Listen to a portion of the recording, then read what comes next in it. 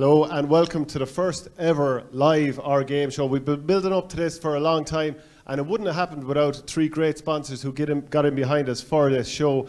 First off, Glenisk. They're the delicious Irish organic yogurt made in the heart of County Offaly, and they're proud to support the Offaly Miners in Sunday's All-Ireland final. Delighted to have OurGameSupporters.com on board as well, a great sponsor of the show. David is down there with an assortment of different jerseys ahead of Sunday's final. I don't see too many tip jerseys being sold here tonight, but there might be a few classic Offaly jerseys sold. Big supporter of the show, so big thanks to OurGameSupporters.com as well. Yeah, and as part of our live show, we've teamed up with ClubSpot to give you a chance to win a year's subscription worth €1,500, giving your club your very own mobile app. Check out the Twitter page for details of that, or if you're watching on YouTube or on Facebook, the details are there in the video description. You can just click through. But anyway, we're absolutely delighted to be here in Dooley's Hotel in Birr, basically to talk about Tipperary winning the Minor All-Ireland this weekend. I know you're a huge lover of Tipperary, Michael Duignan.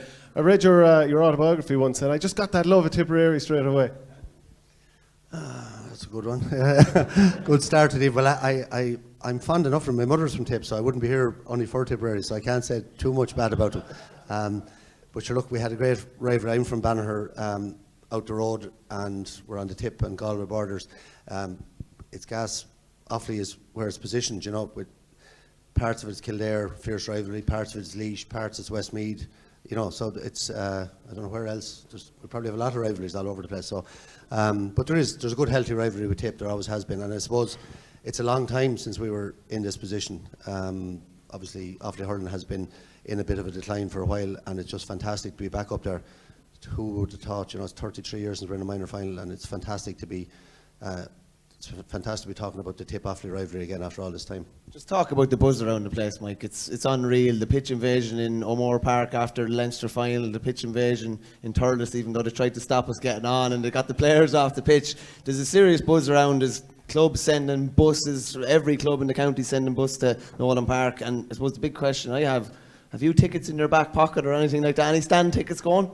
No, there's no tickets. I got a good few messages today now. I think a few people were caught off guard when it came up yesterday evening, sold out. Definitely, I think, surprised Kilkenny, surprised Croke Park, surprised the demand for tickets. And I think the guards got a bit worried as well about traffic and crowds, and there was no tickets allocated under 16s and all that type of thing. But there is a good capacity. I was talking to the Kilkenny chairman and their event controller last night, and there's 18,000 stand tickets. They've only sold 11, so there's 7,000 tickets allocated for kids, and then there's the terrace tickets, and I think there's a bit of a buffer there, so maybe there'll be a few more tickets, but stand tickets are gone. You had to be in early, but the buzz, Michael, is just unbelievable. Like it was last year for the under 20 football final we saw it, but COVID affected the matches up to that because the restricted crowds, and it was really only the week or two before the 20 final. But the run we've had with these lads has been incredible, and very like the under-20 footballers last year. They seem to have captured the public imagination, you know, with the type of hurling, with the type of characters that are on the team. But the lads are taking it in their stride, or they seem to be now. Look, it's a huge occasion for them on Sunday, and remains to be seen how that goes. But they're a very, very grounded, nice bunch of lads, genuinely. I know everyone, that's kind of a cliche, but it's not with these lads. And I was even out there last night and one of the nights last week watching them train. They're cool as a breeze, like, and ready to go. But the whole county has got behind them. I think there's somewhere north of 50 buses plus everything else that's going, like, which is incredible. So, you know, and I think that gap I'm talking about, that time away from has led to that sort of hunger. But the county has really come together, so it's brilliant. When you say cool as a breeze, is that the Johnny Pilkington influence? I hope they're not as cool as he is, or they don't do some of the things he used to do before matches. But I think he's a very positive influence. Yeah. Johnny, like the rest of us, has changed as the years have gone on. You know, he's mellowed a bit, and maybe not an awful lot, but I think the balance of the management team is very, very good. I think Leo is very calm. I think Martin Casham brings a lot of experience. Hughie Hannon, very good coach, and very level-headed guy. And then and Johnny, I think, just comes in now and again with somebody. Has a great relationship with the players. I think there's a great bit of crack. Was it Doyler and Adam Screeney played him in golf last Sunday evening and bet him, and He wasn't too happy, but there was a bit of sneering going on at train last night, and I said to Johnny, I heard you didn't pay the lads. You played for a tenner. Fucked them, he says. I said they didn't get to know you that well yet. There was no chance of getting that. That was definitely. So he might give it to him Sunday night, he says, if to win. So, but. Well, you won a minor All-Ireland in 1986, and that was probably a big precursor to what you did at senior level. How much did that mean to you then? And I do a bit of my research on Wikipedia, so maybe it's not always reliable, but there was 30,000 at that All-Ireland under-21 final that you played in a couple of years later. That kind of, I looked at that and I was thinking, geez, that's a bit like right now what these minors are going through. What's it like as a kid going through a crowd that big, and what was it like just that era when you were winning that title? Yeah, I can hardly remember now, it's so long ago, but it was brilliant. The one difference, I suppose, and why I have so much admiration for this bunch of lads is that Offaly had won the senior All-Ireland in 85, they'd won it in 81, and they made the breakthrough in Leinster in 80. So we were what, 12 in 1980 when Offaly won the breakthrough, that 86 minor team. So really, we expected to win Leinsters like that. We were brought up in that era, but Offaly had never won a Leinster minor until 86, and we won it. And then we went on and bet Cork in the final, which was a huge thing. But Birr had won the All-Ireland colleges, Banner had won the All-Ireland vocational school, so there was a huge level of hurling. And I suppose it's just another thing that struck me looking at the team. There was 7 of that first 15 from Birr and 5 from Rhinus. There was 12 players from 2 clubs, whereas there's a much bigger spread of clubs now right across the county, which is a big change for Offaly, and something we need to do as a small county. But Shane, it was unbelievable. Now we were under 18. Well, most of us were. John Try was only 15. He was on the panel. Billy Dooley was 16. Billy used to come in a motorbike from Clarine, and I don't think there was too much tax or insurance on it, but he used to leave it out around the Dublin Bar, out the Kinnetty Road there, and there was some crack after some of the matches, like himself and John Try down the corner, maybe having a pint, you know, John, like 15 and 16. I'll be only an odd one now, lads. But I'm not encouraging it now or anything like that. But they're not animals. Like. No. But it was different times. Like, it just shows you. But you know, we had 15, 16, 17. Like, we needed everybody across the board. There's 14 of this 15 under last year on this year's minor team, which again is a massively unusual thing for Offaly to have that many lads up to the age. But it was brilliant. I remember the day after the final, Cork and Galway were in the senior final, and you used to have a meal for the 4 teams, and you're looking at these superstars of the game. You know, Cork had won the senior, and your John Fentons and Jimmy Barry Murphys and all these lads, and you're dreaming about that happening someday for you. So it had a huge impact on us. The 89 final, Tip ended up beating us. I was captain actually, and there was 30,000 at it, 5,000 locked outside. I think that's what they don't want on Sunday below. But that was a magical day as well. Even though we lost it, we learned a lot from it, and my view, probably the best Offaly team I'd say I ever played on. That 89 team, Brian Whelan and Johnny Dooley and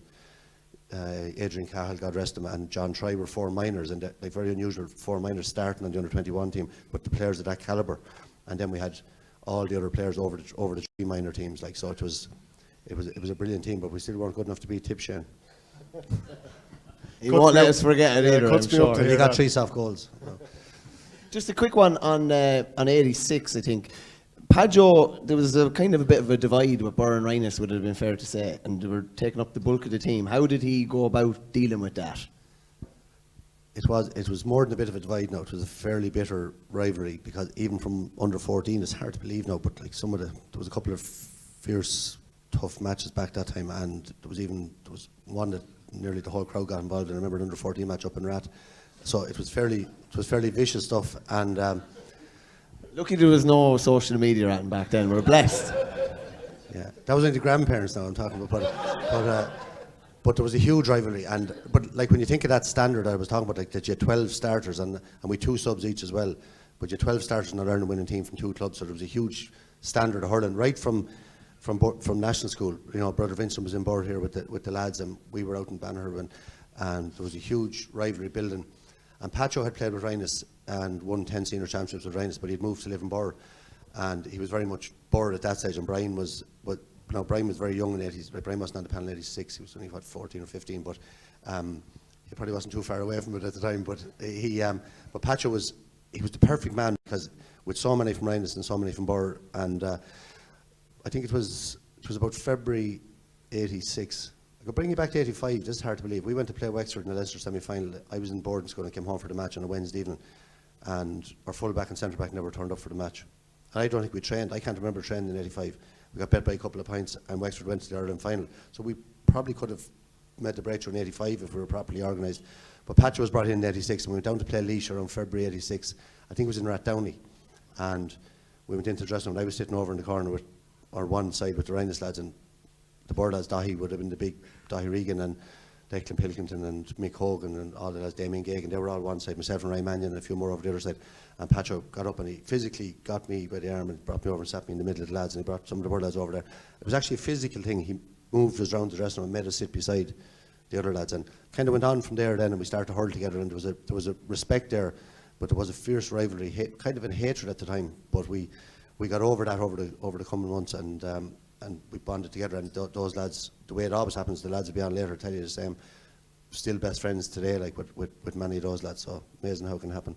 And then, like, when you played in club again at senior level throughout all the years, would it reappear briefly and then it would just be put to the back? It didn't appear, the bitterness never appeared again. No, there was a fierce rivalry, because if you take that time, like Clare had a serious team with the Dooleys and Kevin Keenan, and Lustma had a very good team, and Coolderry were always knocking around KK, and there was lads small the clubs, but I noticed the county lads, we played hard at club level, but there was a huge respect there, so I can't remember. There might have been a few little bits and pieces, but nothing too bad at senior level over the next 20 years. I don't think you played Tipperary at senior level. Obviously, we'll look ahead to the minor game. But did you play Tipperary in senior championship at all in your career? No. We played them in 2 league semi-finals, I think. They bet us in 188 and we bet them in 191.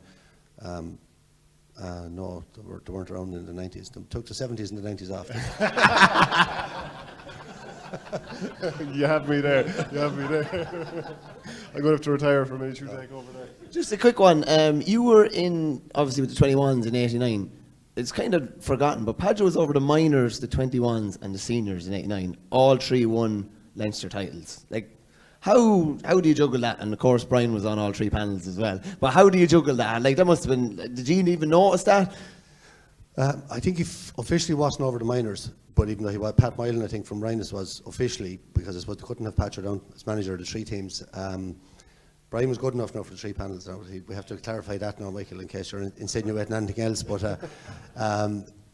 it was some achievement for Brian. He actually wasn't on the senior panel for the Leinster final. He came onto it for the semi-final because we had a few injuries, and that was genuine.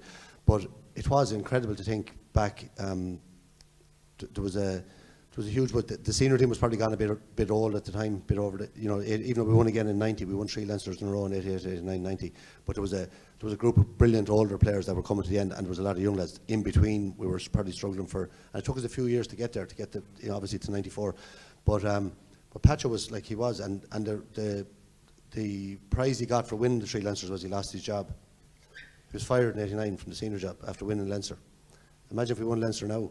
And we actually had 3 different managers in 88, 89, 90, and we won 3 Leinsters with 3 different managers. So it was unusual, to say the least. But Pacho transformed underage hurling in Offaly. Like he was a genius on the field, genius tactically.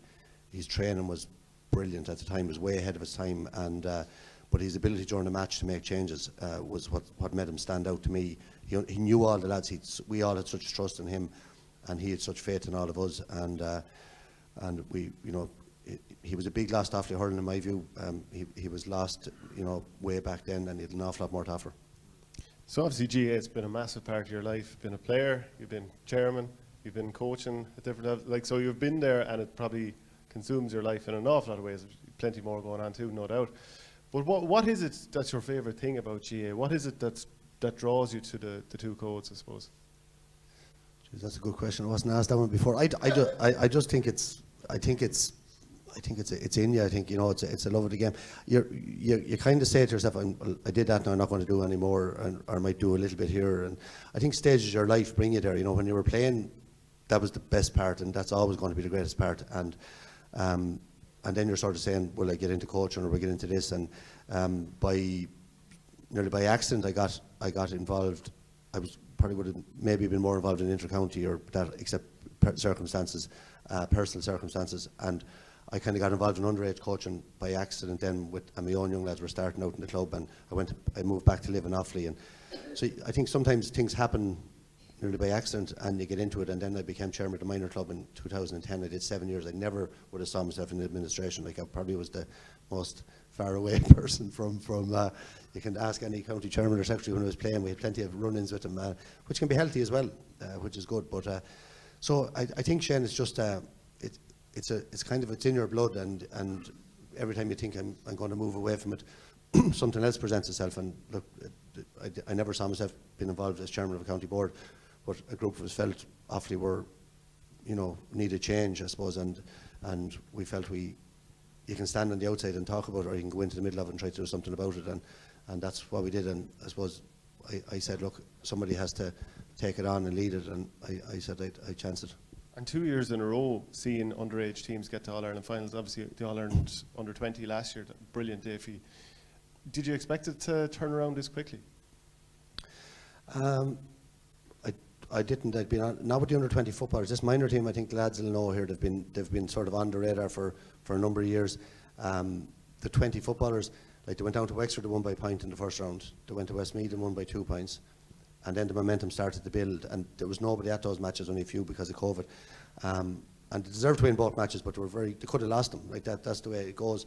But they got on a roll then, and then that sort of confidence came out in them, and the ability came out in them. They're very well coached. So I suppose one thing I would say is, I think that was the thing I would have believed going into the job, that we could win All-Irelands again, even at senior level. I wasn't even talking about underage. I didn't see that in the previous regimes over the last 15 or 20 years. I thought we'd given up almost as a county, that there was a lot of work going on, people were doing this and that and the other, but was there that belief there that we could go back and go up the steps again and win these big competitions? I don't think there was, and I believed that we could, because I go back to that minor in '86. There was only 2 clubs at 12 lads. Like, you don't have to have huge numbers, but you do have to be well resourced. You do have to have the right people involved. You do have to have a plan. You have to know what you're at. We have the faithful fields. We have great management with Leo and the lads that we talked about. So anything is possible if you think big. If you don't think you can do it, well, then you definitely won't do it. Just speaking about being well resourced and thinking big, like having Shane Lowry on board and just having the name and everything that brings with it, that must have been a great boost for you personally, and I imagine there was a great spin-off off it as well, with other people wanting to get involved as a result of it. That's it, exactly, Michael. Look, Shane is a great fella. Everybody knows that. I thought he was trying to miss the cut deliberately there to get to the match, but he had 4 birdies in a row, like, just Jesus, like that, and that's the level the man has. But it was really about him. He approached me. He texted me one night over the Christmas there a couple of years ago to say, look, can I do anything for you or whatever? And I met him when he was home. Sorry, it was the night of the All-Ireland final, ones at Limerick, one back in September, and he met me at the Christmas then, and he said, look, and I think that he wants to be with us. He's given us, obviously there's financial contribution there, and he's organised other things, but that I suppose that standard that he sets as a sportsman, that determination he has, that drive, that heart, and to show that he can compete at the world stage, is a great example for our lads to say we can go and win. And I think it has given a huge confidence to our young players. And the other thing about him is it's so genuine. Like, I met him last week for lunch in Dublin, like, and he's such an interest. He knows all the lads. He knows, he's watched all the matches. He's asked me about different lads from different clubs. How did Donald shirt? Where did he come out? Like, I didn't know there was any, and really interested in the lads. So, and I think it's good for him as well, because it's a lonely enough life that he has. And I know he's moved the family now to America, but he give me an old call, or a few old texts, say, how's this going? How's that going? What are you doing there? We're very interested to know. Very interested in our overall plan and where we're going and all that. So keep a little bit of pressure on us as well, to make sure we're doing things fairly right. Did you ever go out on the course with him? I did, years ago, yeah. How did you go? He played well. You're the same as Johnny P. You owe him a few quid, I'd say.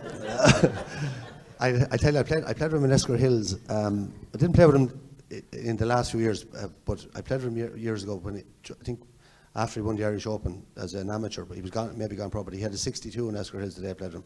He had 9 birdies and 9 pars, and it was good. I was playing Flaherty and David Reynolds. I don't know. There was no chance of getting the money off Flaherty anyway, so I don't know. I don't know what went on, but yeah, no, he's. he must have forgot I played because there was no pro-am invitations or anything like that. I saw some of the boys down during the week, but he's no, look, it's great to have him, and said Glenisk coming in as well. You mentioned him earlier on, fantastic. That family business again. Carroll's are with us for years, Seamus Carroll and the Carroll family, but now back with a family, an Offaly based family that really are a partner more than a sponsor. They're mad into seeing what they can do for us, and again jumping on board with the minors this week. Anything they can do, they're there to help, and it's brilliant to have that, and that's spreading throughout our sponsorship now, and there's more and more people looking to get involved, which is fantastic. I think it's time to bring up Limerick icon Ciaran Carey. A round of applause for Ciaran coming up here.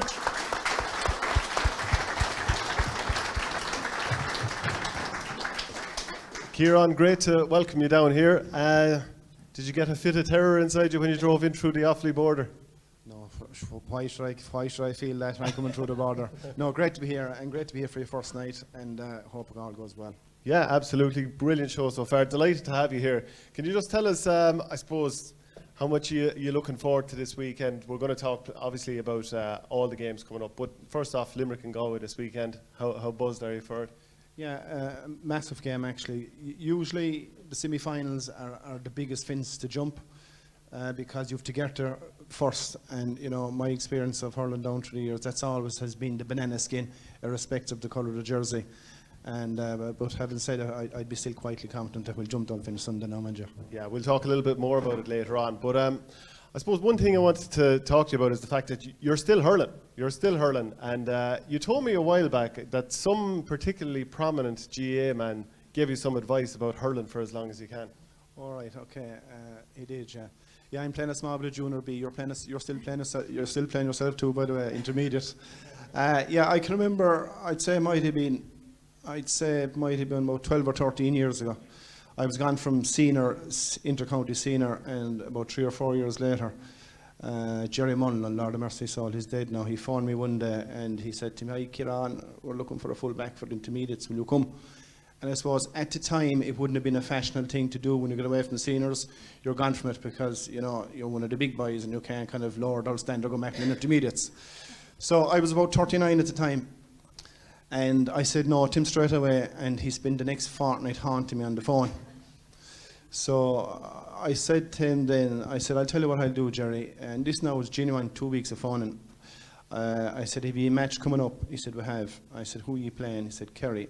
I said, "Okay." I said, "I'll tag out, I'll play the challenge match, and I see how I fare out, and I'll give you my answer afterwards." So I went back and we played a game against Kerry, challenge game, and things went fine. I think the Fáil na Gael was on at the time. I think it was, I'm not too sure the venue. I think it was Kilkenny. And Patrick Swell were involved, and Brian Cody's club was involved as well. So at half time, or when it was over, fellas were around the middle of the field, and I was talking, and we kind of brushed over to each other, and he kind of came over and he said, "I see you're still playing a bit of hurling." I said, "I am, yeah, playing a small bit for my sins." He said, "Play it as long as you can," he said. That's what he said to me. Brian Cody, yeah. It's gas. I'm just thinking here, Michael Duignan, you were surely a happy man when Ciaran Carey put over that pint to knock out Clare in '96. Why would that be? Well, we didn't have to look at that shower for the rest of the summer. At least that's half of it, anyway. No. It was some score. That's all I remember. No, I never was into that. Teams or different teams. I don't know what Ciaran was like. I never had any of that. Some lads that talk about different counties and all that. I never bothered with that. It never came into me. Whether it was Galway. Wouldn't wish ill on anyone. You just it was Galway, Limerick, Kilkenny, Wexford, whoever we were playing. You might be more fond of teams. Wexford were a team that was very hard to dislike. There was something about them and their supporters that, that maybe we used to beat them a little bit at the time as well. No, they got the better of us in 96 and 97 after, but that was one of the greatest scores of all time. But that was, hurling was different then. There was some rivalry and some battle that between yourselves and Clare, and the lads didn't get over the line, but they had a brilliant team. That Limerick team was fantastic. We're 5 minutes into this conversation, so we should talk about the 5-minute final. Is that fairly apt, I'd say? I knew driving up, I said to myself, God help us now if 1994 is going to come up again tonight.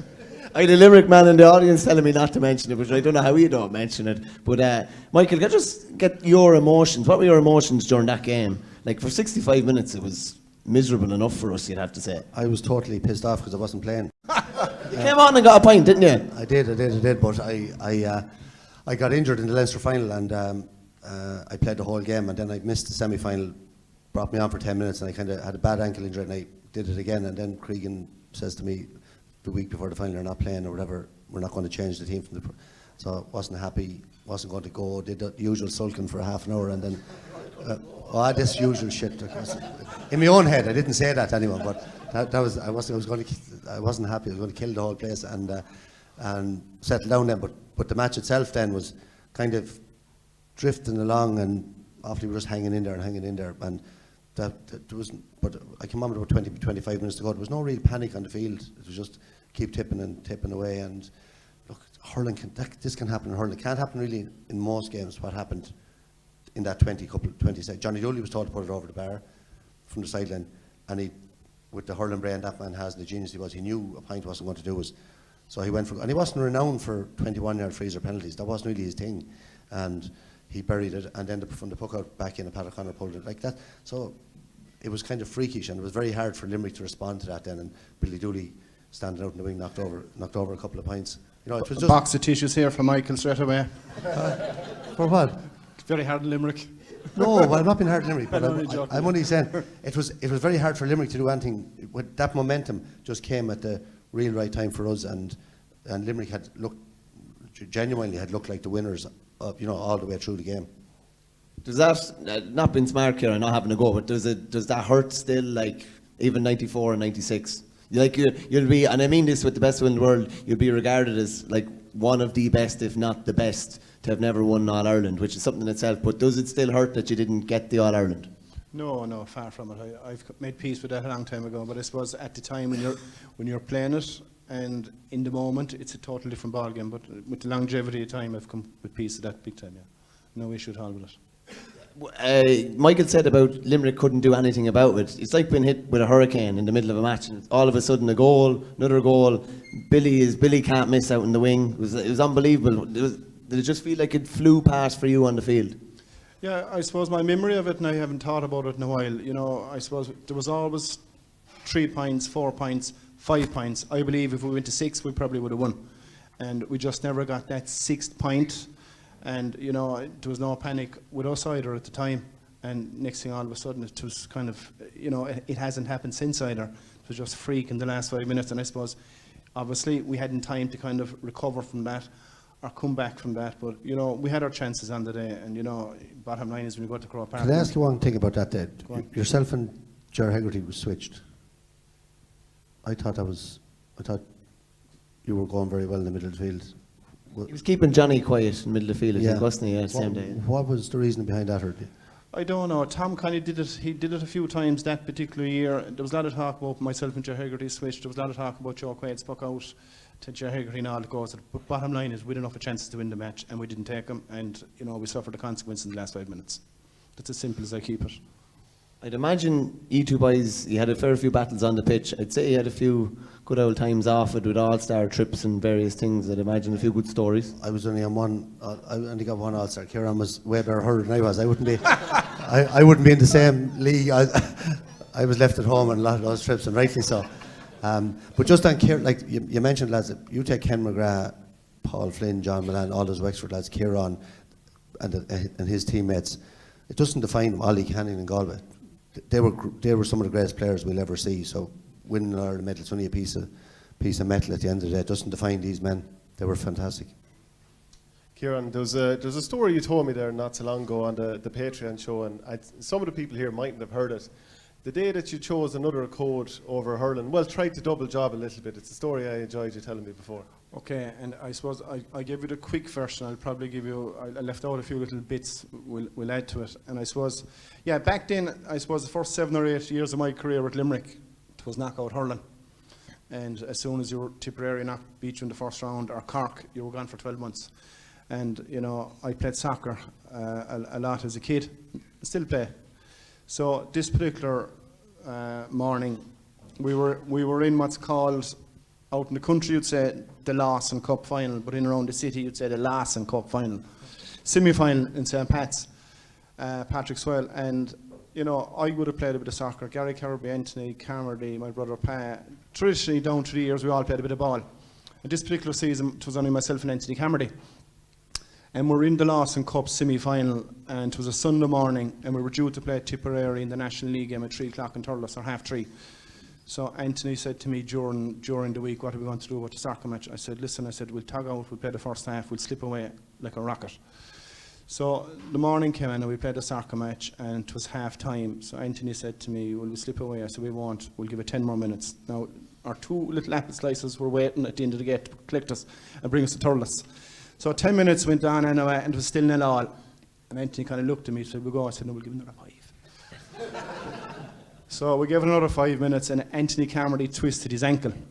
Right, so I said, here we go now. So we'd no choice but to go in.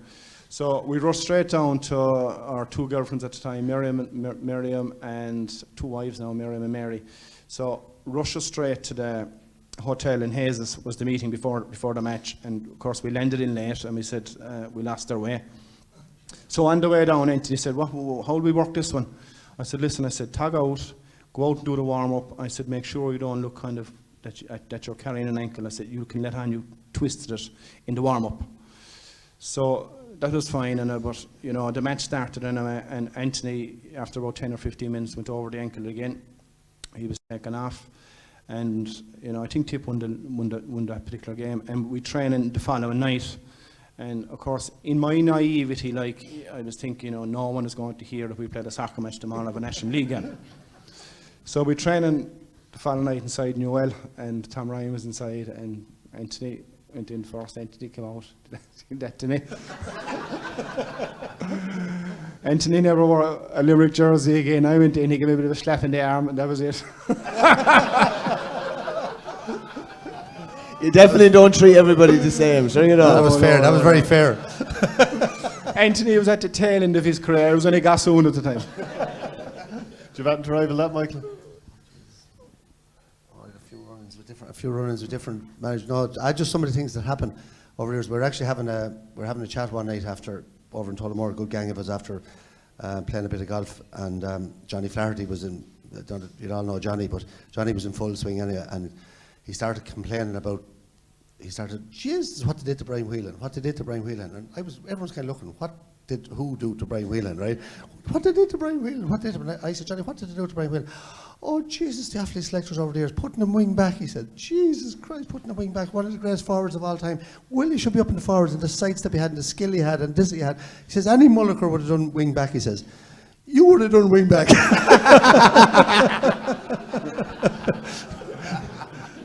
He must have had a word with the boys in '98, did he? Oh, stop, yeah. Oh, I don't know if some of you here might have heard the one, but my father got arrested in 1988. We were playing Galway in the All-Ireland senior semi-final, and I was only 20, and I was picked midfield, and Galway were the All-Ireland champions, senior champions, and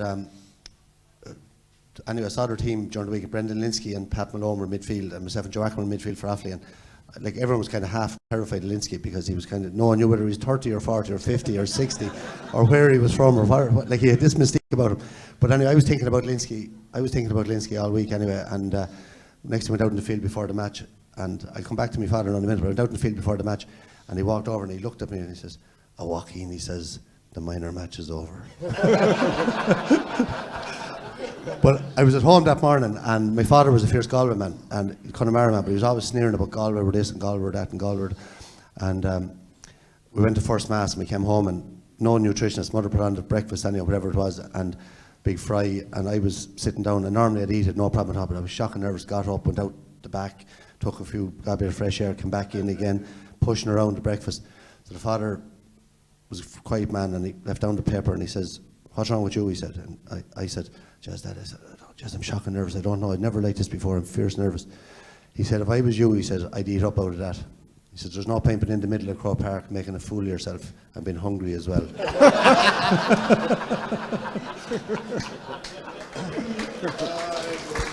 Brilliant stuff. I suppose before talk about encouraging your children.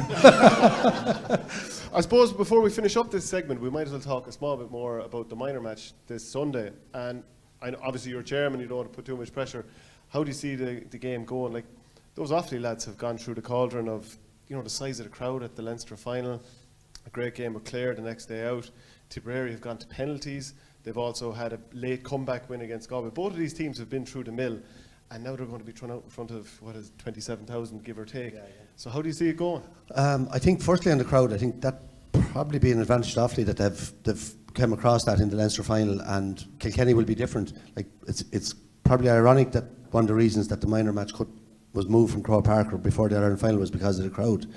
Like there probably wouldn't be 27,000 people in for the minor match, and Croke Park, 27,000 people is a lot different than Nolan Park, so there's going to be a fabulous atmosphere. So handling that is going to be a huge part of it. I think there's very little between the teams, being honest. I watched Tip a few times this year, fine team, very good forwards, like 324 the last day they're putting it up, but I think, Offaly won't be afraid of them, and rightly so, because you can't win unless you're confident in your own ability. I think there's a couple of things about the Offaly team that I really like. I think they're very pacey and athletic, particularly at the back. It's a long time since I saw 6 backs that are such good hurlers. They're all going to the ball, they're confident on the ball, they're bringing the ball with them, and I said to have that athleticism and well-balanced, hard-working team. So look, I don't know. It's on the day, a lot of it, but I'd be confident that I said it from the start here, and especially when Offaly got in a bit of a role, that I thought it would take a very good team to beat them, and so Tip may prove to be a very good team, but I think they'll have to beat Offaly. I think they beat them in the Forest, didn't they, as well? It's mad the way they've come the whole way through, the two teams. But I think Tony Ryan is here. I think I saw the Drumcullen Academy players practicing their run on to the pitch after the match, getting the celebrations ready already. It would be unbelievable, wouldn't it? Because we're so hungry and thirsty for that success. Well, look, I don't want to put too much pressure, as Shane says, on the lads. Go on. No, no, but it's, to me, on Monday, whether the lads win or lose are going to be still the fantastic players that they are today or tomorrow, and it's very important for the future. A lot of them lads are going to play senior hurling for Offaly, and it's very important that we manage that process properly over the next couple of years, through under 20 and on to senior, that we don't rush it and we look after them. So that's the most important thing out of it. There's no point saying it wouldn't be huge. Of course it would be huge. We've only been in 3 All-Ireland minor finals ever before, and they were over 4 years, and the last one was 33 years ago. 100% record, haven't we? 100% record, yeah. Bet Munster teams in all the finals as well. But it is like, just on the bare facts, like, we're a small county, we're 75,000 people. It's huge at that age group where it's so limited to the pick that you have. Like, whatever at adult level, you have 7, 8, 9, 10 years the lads to pick from. So when you think about this, how small the pick is, it's a huge achievement to get there and to play the way they are. That's what I'm thrilled about with the 20 footballers last year and the minor hurlers. Like, the skill level, the flair, the athleticism, the belief in themselves, and they're lovely fellas. I genuinely mean that. But the under 20 lads last year and the minor team, and that's down to their parents, it's down to where they're brought up, it's down to their clubs, but it's also down to the managements that have looked after these lads. Like, Leo has been brilliant over the last number of years. Ken Furlong with the minor footballers, Declan Kelly with the 20 footballers. These are very level-headed professional people who set a standard of behaviour and of discipline, and the lads love it and react to it. So we're very proud of them, and I think they're going to win. I think they're going to be very, very. I think, as I say, I think it'll take a really good team to beat them, but I don't think they're going to be beaten. They won't want to be beaten, and they have a will to win that I haven't seen for a long, long time. Just on that as well, it's mad that we to get a Limerick man in, but that's just the way of the world. We've always had outside managers, haven't we? Eamon obviously in '94.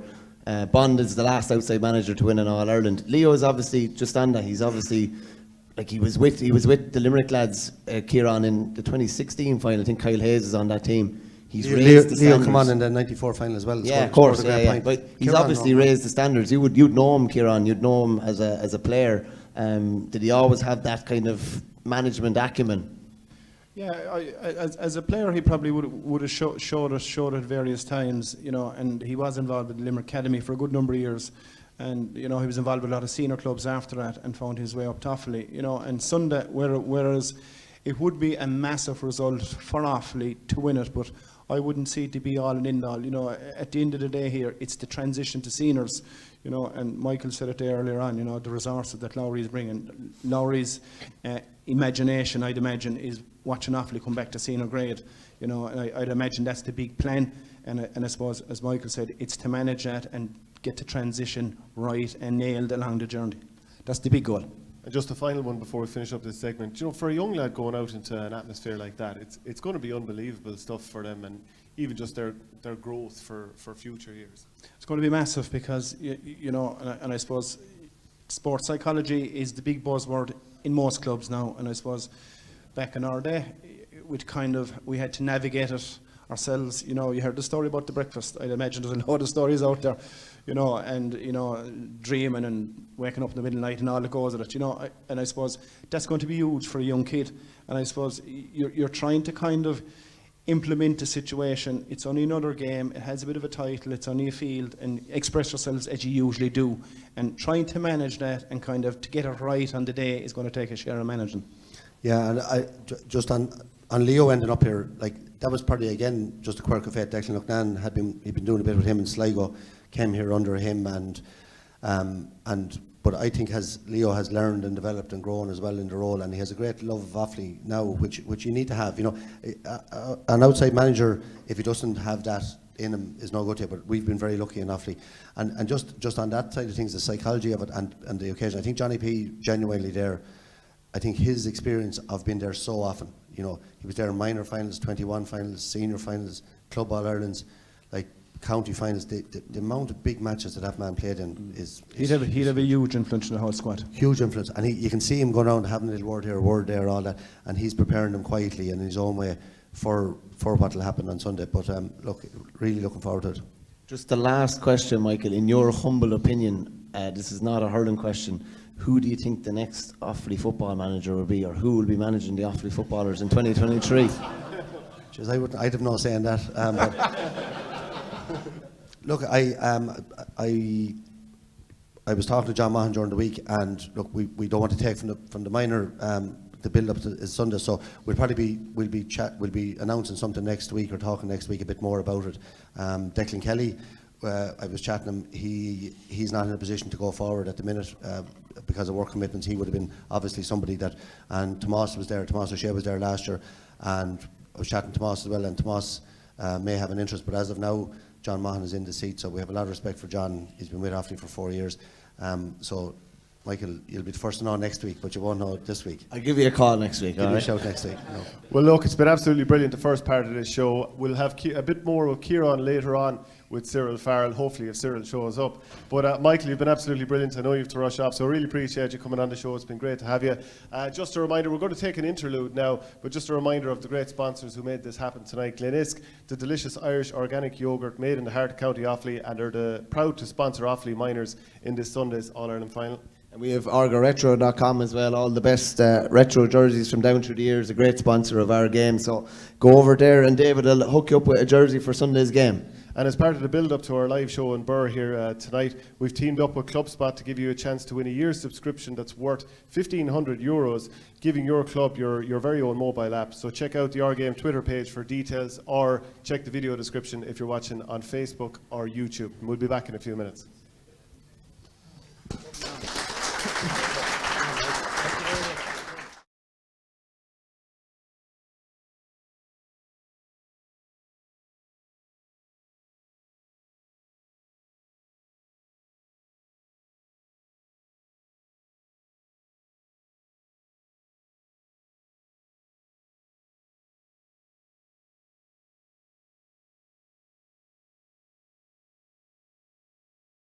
We're talking about the value of catching a high ball and how to do it.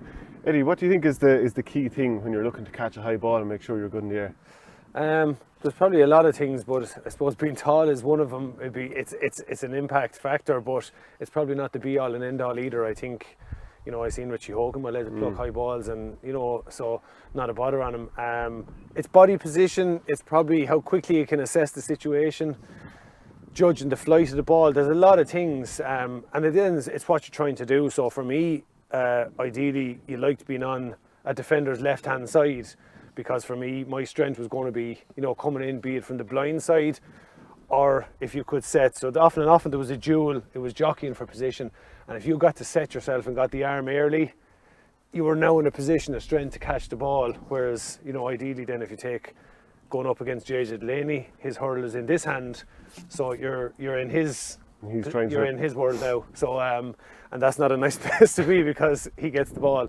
But yeah, they're things you would think of. It depends what you're also trying to do. You know, are you trying to get a clean catch, or are you trying to get it to ground? So I think defenders like you in their vision, whether it's the peripheral vision, the corner, the right, they needed to be able to mind you. So that's all. Once they had you, then it was dependent. For them, I think they have the luxury of being able to say, look, once we get it to ground or we don't allow them primary possession, we'll deal with that. Sometimes it depended on the circumstances. If you had 2 or 3 lads there and you felt I can take it off them, you would maybe go back out behind. There's 2 or 3 lads there, get off the ground and get your hurl to the ball, get it to the ground, and then you're gone. So if they're waiting, the last thing I would say is important is probably the trajectory that the ball is coming at. If it's a flyer that's low, then it's different. You probably need to get a hurl to it.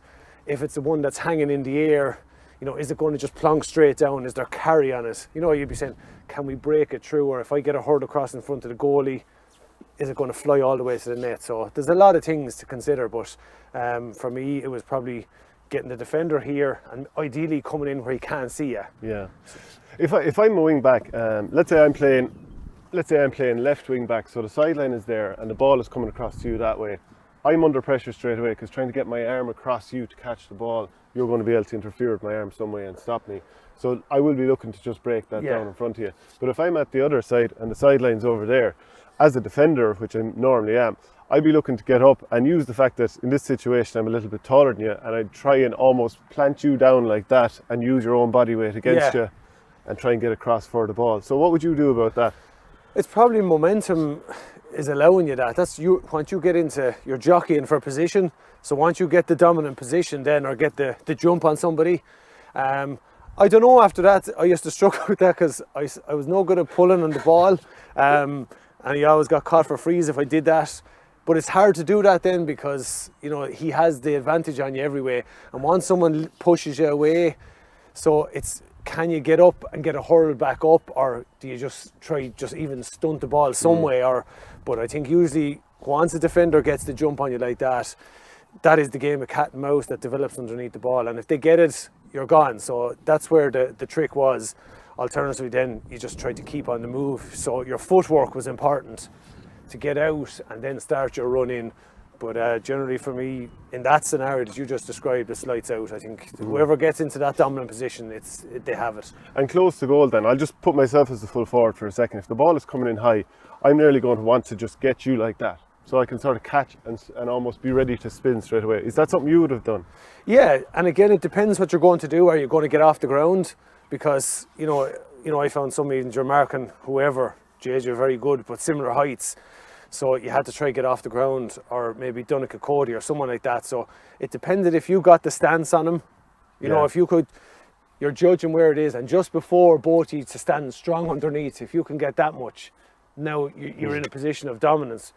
Alternatively then for a back, I suppose they have the luxury of just being able to they can just shove you or just balk you. The ball is on the ground now, it's a 50-50. But there is an element to that, and again, some lads, like, you know, going in trying to compete high with Lohan or Dermot O'Sullivan, you know, you weren't going to move them underneath that ball, so you had to think differently. It was maybe get around blindsided, come in on top.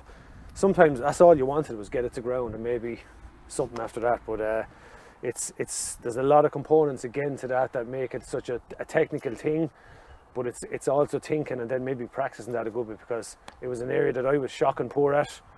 But around 06, 07, it was an area that I really targeted, and it did improve a little bit. But it just gives you something more. Whereas other than that, I was just being bullied under high ball all the time.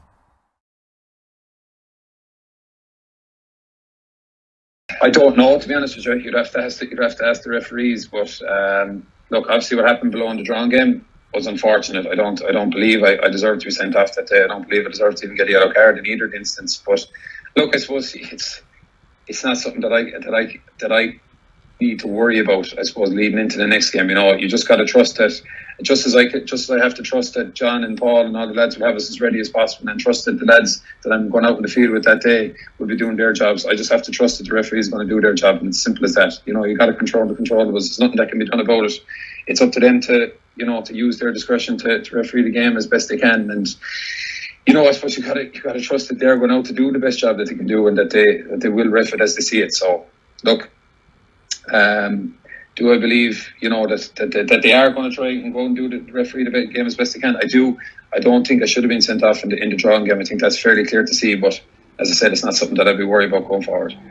Well, I suppose with the success we've had in the last number of years, Jerome, you can see it around. You can see it around Limerick at the moment. Like, I've never seen so many flags out, and people are just gone mad in the last number of years because of the 2 years of COVID and not being able to go to games. I suppose people are mad to go to games, and they're mad to chat to us about hurling and all that kind of stuff. So at times it can be a little bit difficult, but again, it just goes back to people they want to wish you well as best they can, and they want to meet you, and they want to talk to you about hurling and stuff like that. So at times, like, it doesn't bother me too much, you know what I mean? You can let it bother you if you want, but people always only mean well, Jerome. In fact, 99% of people that you meet always only mean well, and they only want to wish you well.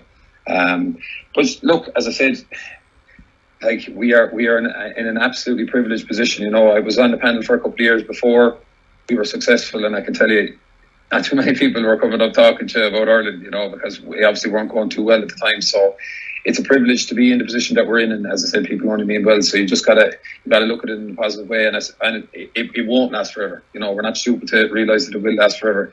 You know, everybody's time does come to an end eventually, and you know, you will be forgotten about one day. So that's just the way it is. You just gotta look at it in a nice way, you know. I think we're in a great position, for sure. I think we're in a super position. I think we're in a position that I would have bitten your hand off for at the start of the year. You know, we're after winning Munster.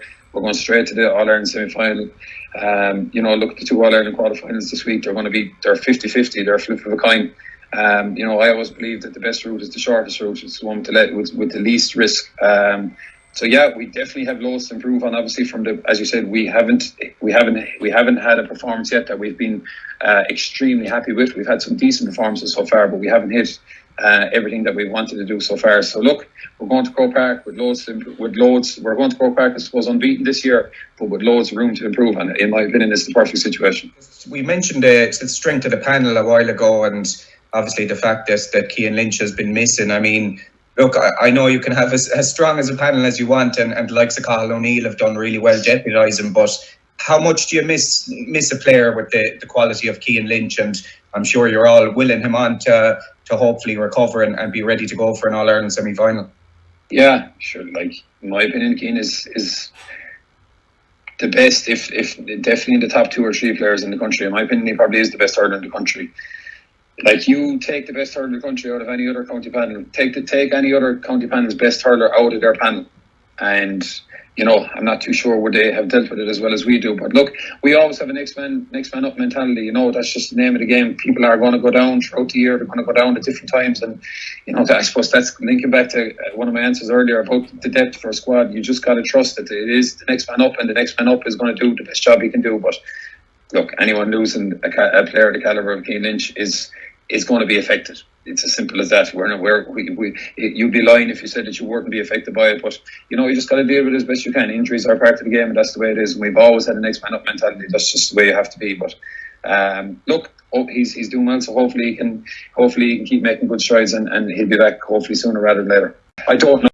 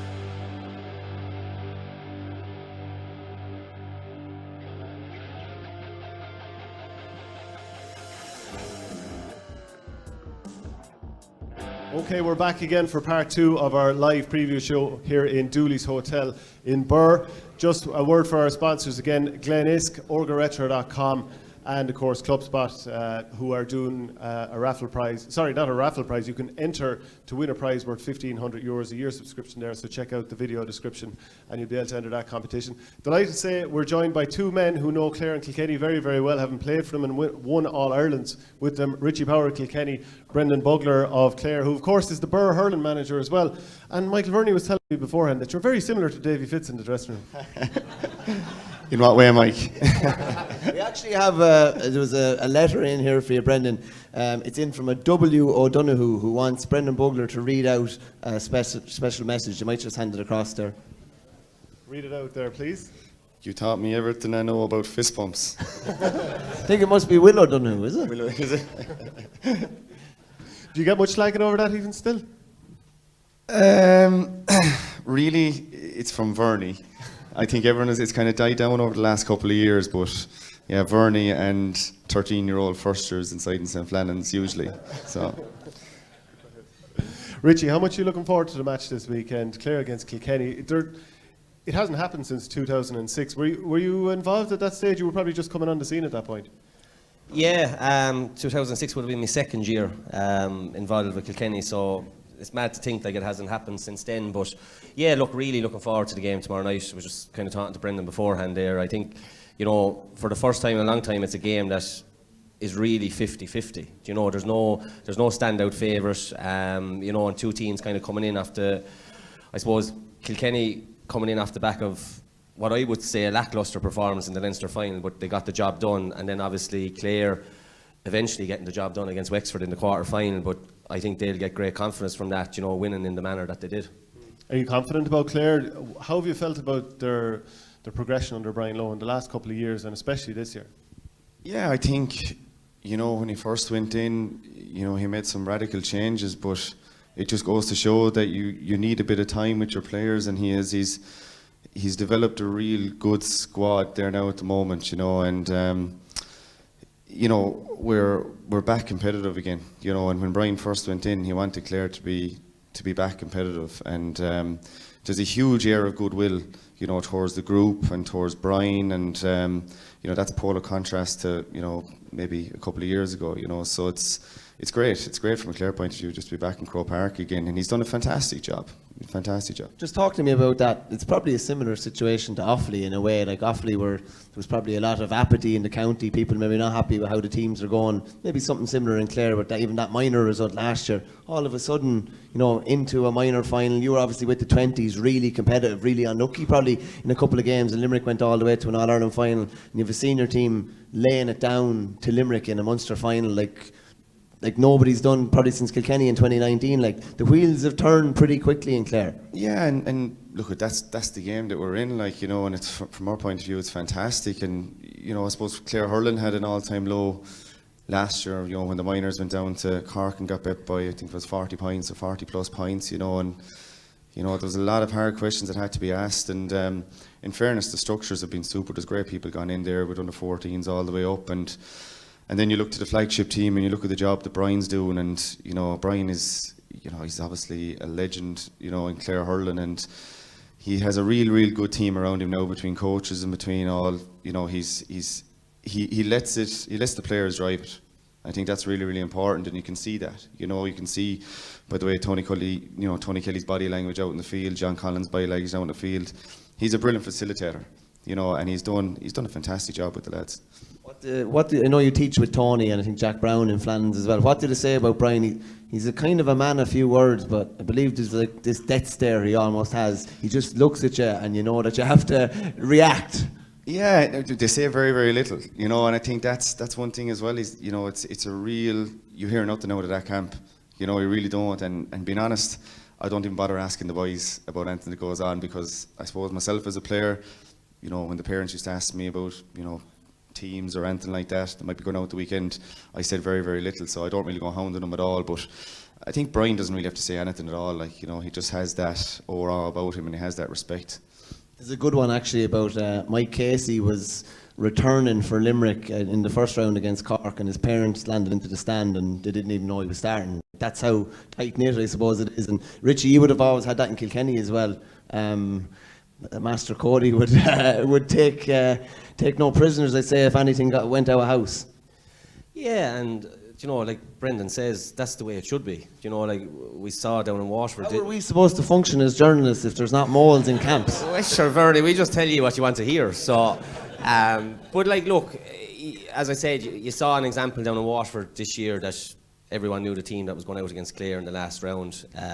When that starts to happen, it starts to show real cracks in the setup and the spirit and the team, I suppose, ethics as well. And yeah, obviously we didn't, we kept to ourselves, as you said, but it was to kind of not protect the setup, but like you were respecting the player that was sitting beside you because you knew he wasn't going to do it, and the management team and everything like that. So like it just comes naturally, I suppose, when you're involved in a setup like that you buy into it and you build a spirit and you don't want to break it.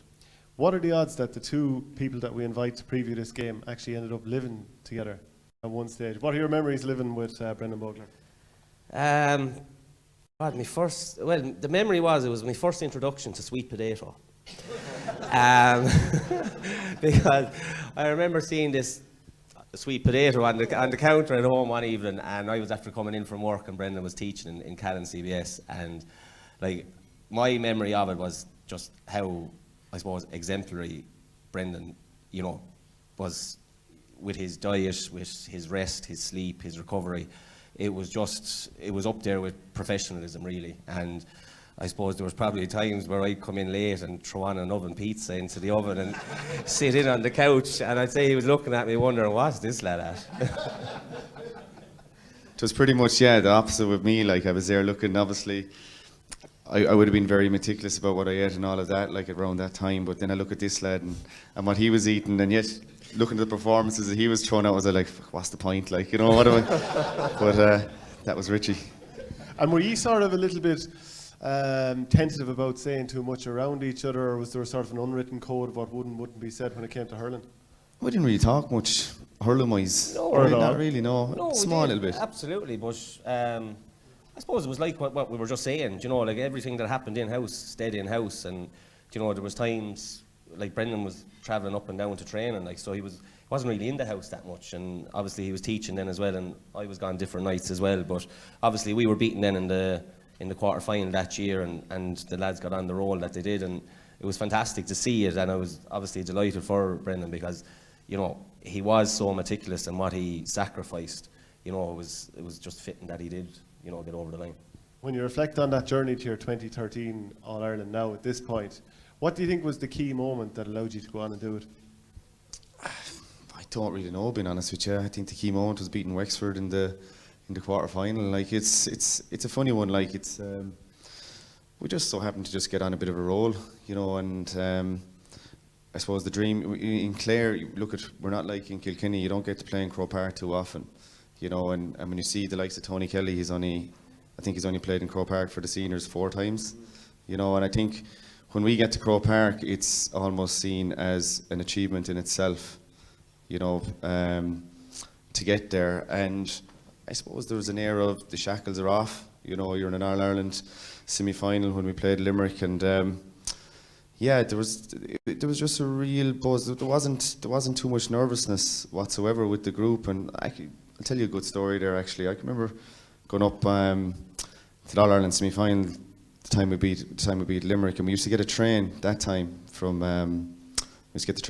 from Limerick, and we book off 2 carriages or whatever for the backroom team, maybe 3, I suppose, with all the backroom team that was there. But we used to get the lunch and all in the train on the way up, and next thing at a particular time, Joe O'Connor would go around with the Dior lights, for the hydration, and I can remember we'd all go up at our own time and get our Dior light, and I can remember Mark Flaherty going up. Now Mark wasn't even on the 26, and he goes up and he gets his Dior light and all that, and I was just thinking to myself, like, everyone is buying into this, like, the whole group, like, this is a lad, he's not even talking today. So inside in the dressing room anyway, I was just, saying a couple of words to the group, and I was just saying, we owe it to the guys that aren't talking now today, we need to do it for everybody. And I said, look, Mark Flaherty, he wasn't even on the 26, and he was drinking a Dior light in the train on the way up, lads. We owe it to everybody, So that was grand anyway, and we obviously won the match, and we're on the way back down, and then I was sitting beside Fla in the train, you know. So he says to me, he goes, Bugs, just on the Dior light thing, he goes, right. Because man, I had 8 pints last night. My head. Yes. He said my head was spinning. I was either I'll chance this or otherwise I'm getting the fuck off the train. He goes. But that was yeah. I was told to ask you, Richie, about a story involving yourself, Cha Fitzpatrick, and John Tennyson. Probably around 2008, you might have got yourselves in a little bit of bother. Yeah, no, I've told this story before, Shane. I never mentioned the two names, so now you're after doing it for me. But you just edit that bit out, please. Thank you. I It's not live, suppose. right? Look, it was a Saturday night, probably. The lads would tell me it was 2 weeks before we played Cork in the All-Ireland semi-final, but I'm convinced it was 3 weeks. And we went down to Chaz' home house down in Knockmylan, Luke's Well, down between Ballahale and Mullavat. It's, you know, it's very kind of secluded spot, and there's a pub there, Reed's Pub in Luke's Well. And we were sitting around, and we kind of said, look, we'll tip down to Luke's Well for 2 pints. And 3 of us went down and kind of met a bit of riff-raff below, and 2 turned into 4, and then we weighed up the pros and cons of heading into Waterford for another few, and I suppose lo and behold we ended up in Waterford that night, and we met Richie O'Neill, who unfortunately was out injured with a cruciate at the time. So Richie kind of whispers in our ear anyway that there's a big house party going on back in Kilmacow. So 3 boys after having a fill of it decided, right, we'll finish off the night, and so it was about 6:30 in the morning we finishing up in Kilmacow. So that was grand. We went home Sunday morning, and I went back to Dublin. I was working in Dublin at the time and travelling down to train on Tuesday night, and I was heading out past the Puchy and still, and I get a phone call off Cha, and it was just, what was it, 3 or 4 words. He said, "We were caught." And I'll talk to you at train. And I was like, grand. So heading down, I was kind of in my own head saying, what are we going to do or say? So as it turned out, the 2 boys didn't train. Tenno had a dead leg, Cha was something wrong, and I was the only fool that trained, and the shit was ran out of us. But I was kind of in my own head thinking, right, if I get into the dressing room quickly, shower, change, and get out before Brian and them get in off the field, he won't have a chance to kind of say anything. So I did that. First one in, I'd say, was record time to shower and change and get dressed, and tiptoeing out the door past Brian always sat on the right-hand side of the door on the way out. I was kind of looking the other way, walking out the door, and he just calls me, "Richie, I want to have a word with you." So I knew what we were in for anyway, and so the 3 of us were brought in with Mick Dempsey, Martin Fogarty, and sat down, and obviously Cha was captain the same year, and I've no problem in saying, only for Cha was with me and Tenno, we would never have worn a Kilkenny jersey again. So sitting down, and the question was asked. I went to Cha first and just kind of said, "Cha, like, you know, what are you doing? You're the captain. We're going for 3 in a row. You're in such a privileged position." And Cha killed me now, but he's in China, so it's grand. But he turns to Brian and he said, "Jesus, Brian," he said, "like, if I wasn't hurling county," he said, "I'd be an alcoholic." And myself and Tennyson looked at each other and pissed our holes laughing. Mick Dempsey was standing over us and gave us the look, so we shut up. And Brian turns to me and he said, "Well, Cha, if you want to be an alcoholic," he said, "fuck off and be one." So that was grand. And the same night, actually, Robbie Lodge, who was the physio, was coming back in to give Tenno the ice machine for his dead leg. And he came in, and he saw 3 bags outside the door, Power, Tennyson, Fitzpatrick. I was talking to Robbie a couple of weeks after, and he said to me, he said, "That was one dressing room I wasn't going into," he said, when he saw the 3 names. So, yeah, that was our run-in, all right. And we went out 3 weeks later, and I was taken off after 20 minutes. I was useless. So I didn't really go well. Well, I'm glad I dropped you in it there. So Yeah, sorry about that, Richie.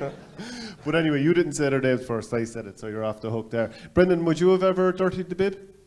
Or would you have ever dirtied the bib with an old session out, or were you always the good boy? No, we dirtied the bib many a time, but we'll leave that for another night, Shane. And the QT. It feels inconsequential to talk about hurling now after all this. But Brendan, you mentioned there about Clare getting back to Croke Park. They look tailor-made for Croke Park, this team, don't they? Clare look tailor-made for Croke Park. I don't know about that. Yeah, a lot of people say that, but we'll see now tomorrow, really. It's... I think Rory Gallagher had a good comment there last week, that the pitch isn't bigger, just plays bigger, or plays faster, and I think I have a feeling tomorrow is going to be a real open game. There's no real rivalry between Kilkenny and Clare or anything like that. I think it's going to be an open game of hurling, and I think our boys are ready to deliver a performance. But after the Wexford game, I knew the Wexford game was going to be banana skin, really did, because it was going to be so hard to get back up to the level that they were at the Munster final. Like, it was just the level of intensity, etc., was phenomenal, and it was always going to be difficult. So I was really worried about the Wexford game. Then after the Wexford game, I thought, lovely, right, Limerick again, But as the week has gone on and the days have gone on, I'm getting a little bit more apprehensive. Like, if you just look at Kilkenny and you're thinking, is it 8 years? If they don't get to the All-Ireland final this year, it'll be 8 years, since Kilkenny have been in the All-Ireland final. That's a huge time for a Kilkenny hurling, a hurling team. And I read there someplace today, was it before Cody took over in, was it 2000 or whatever it was? It was 7 years before they got to the final. So you can be sure Kilkenny are below there, and they're just chopping at the bit to get at this Clare team. And I really do think they're going to bring that same physicality that Limerick brought. So unless Clare go back to what they did in the Munster Championship, we'll be knocked out tomorrow night. Would you have any big pre-match routine? Not really. If I played well the day before, I'd probably do the same thing I did that day. But if it all you're as good as your last game, and sure, whenever your last game, you kind of stick to that routine. So. No, I wouldn't really. I wouldn't have a routine. Lucky jocks or anything like that? Yeah, I knew you'd go there, but that's what I tell you that. 10 years ago, was it? Or something like that. I still have them, by the way. Not wearing them tonight, by the way. Richie, would you have any pre-match routine? No, to be honest, Shane. Just probably stuck to the usual. You try and punch in. The Saturday was probably the hardest day. I always thought. The week leading up to a game, you have the training sessions, you have the recovery and all of that, but the Saturday could have been, 24 hours sometimes felt like 48 or 62, or 72, sorry. But apart from that, you're just kind of getting ready and trying to get to bed early and, I suppose, check the bag the night before and, ready to go then. And, we always kind of had a bit of crack on the back of the bus, the couple of us that were there, and we always kept that, like, even up to All-Ireland final day, where some lads would be very quiet and, kind of catching a bit of sleep and whatever. Like, we always kind of stuck to the same routine, and I think it kind of helped us kind of settle us a little bit, I suppose. Richie, who's the man for Tony Kelly tomorrow? I would imagine it'll be Mikey Butler, Verney. He's done it this year. He picked up Cathal Mannion in the Leinster final and in Salt Hill. And he was picking up Rory O'Connor in Nolan Park as well, which would have been Wexford's, I suppose, go-to man. So I would fully expect Mikey to pick him up. It's a huge ask for him. It's his rookie season. He's been an unbelievable find, and, like, believe it or not, Mikey's coming back from a cruciate ligament injury 18 months ago as well. So, to have the season he's having is phenomenal. But, tomorrow's another step up. It's a level above. Like, we all love watching Tony Kelly. I love watching Tony Kelly. He's the Rolls Royce of a hurler, really, and Croke Park is made for him. And I suppose, we saw the last day with Simon Reck. He just never let him go. He never gave him any peace. And I think that's what Mikey will have to do tomorrow night to try and get inside Tony's head, I suppose, a little bit if he can. It's going to be a hard job to do it, but I think that's what he's going to have to do. And I suppose there's probably going to be times where he's going to have to step over the line as well, and I think he'll be prepared to do that to try and get Kilkenny to an All-Ireland. Brendan, just a word on Tony. You've probably seen him do things in training and even challenge games that we probably haven't seen in public, but he's just taken his form to a crazy level the last couple of years. He has, yeah, and look, he's the best hurler I've ever seen, and he's his level of detail, I think really Tony came into his own during first lockdown. You know, he was training about 3 or 4 times a day. He really made a decision, I think, then that he's going to, you know, how many years he has left with Clare, probably another 4 or 5 or whatever it's going to be. He really made a decision then that he's going to give it absolutely everything. And, you know, from a leadership point of view, from a skills point of view, just from he has everything. He's the full package. You know, he's the full package. And, you know, I've seen him do stuff with club. What he's doing now with Clare, he's been doing that with Ballier, you know, 10 years. You know, 10 years. And it took a couple of years, I suppose, to deliver those type of performances that he was delivering with Ballier, with Clare. But we've seen it over the last 3 years, what he's doing. I don't think you can mark him for 70 minutes. The same man can mark him for 70 minutes. And I don't know what you do. Do you rotate the man marker? I don't know about, you know, Mikey Butler being out midfield. I wouldn't be surprised if Tony started midfield, you know, just to throw a bit of a curveball, because everyone thinks that he's going to start in the full forward line, maybe half forward line. So, I don't know. He's a phenomenal talent. We're lucky to have him in Clare, you know, obviously. Is there anything in the Kilkenny team that you're particularly worried about? Or any one player?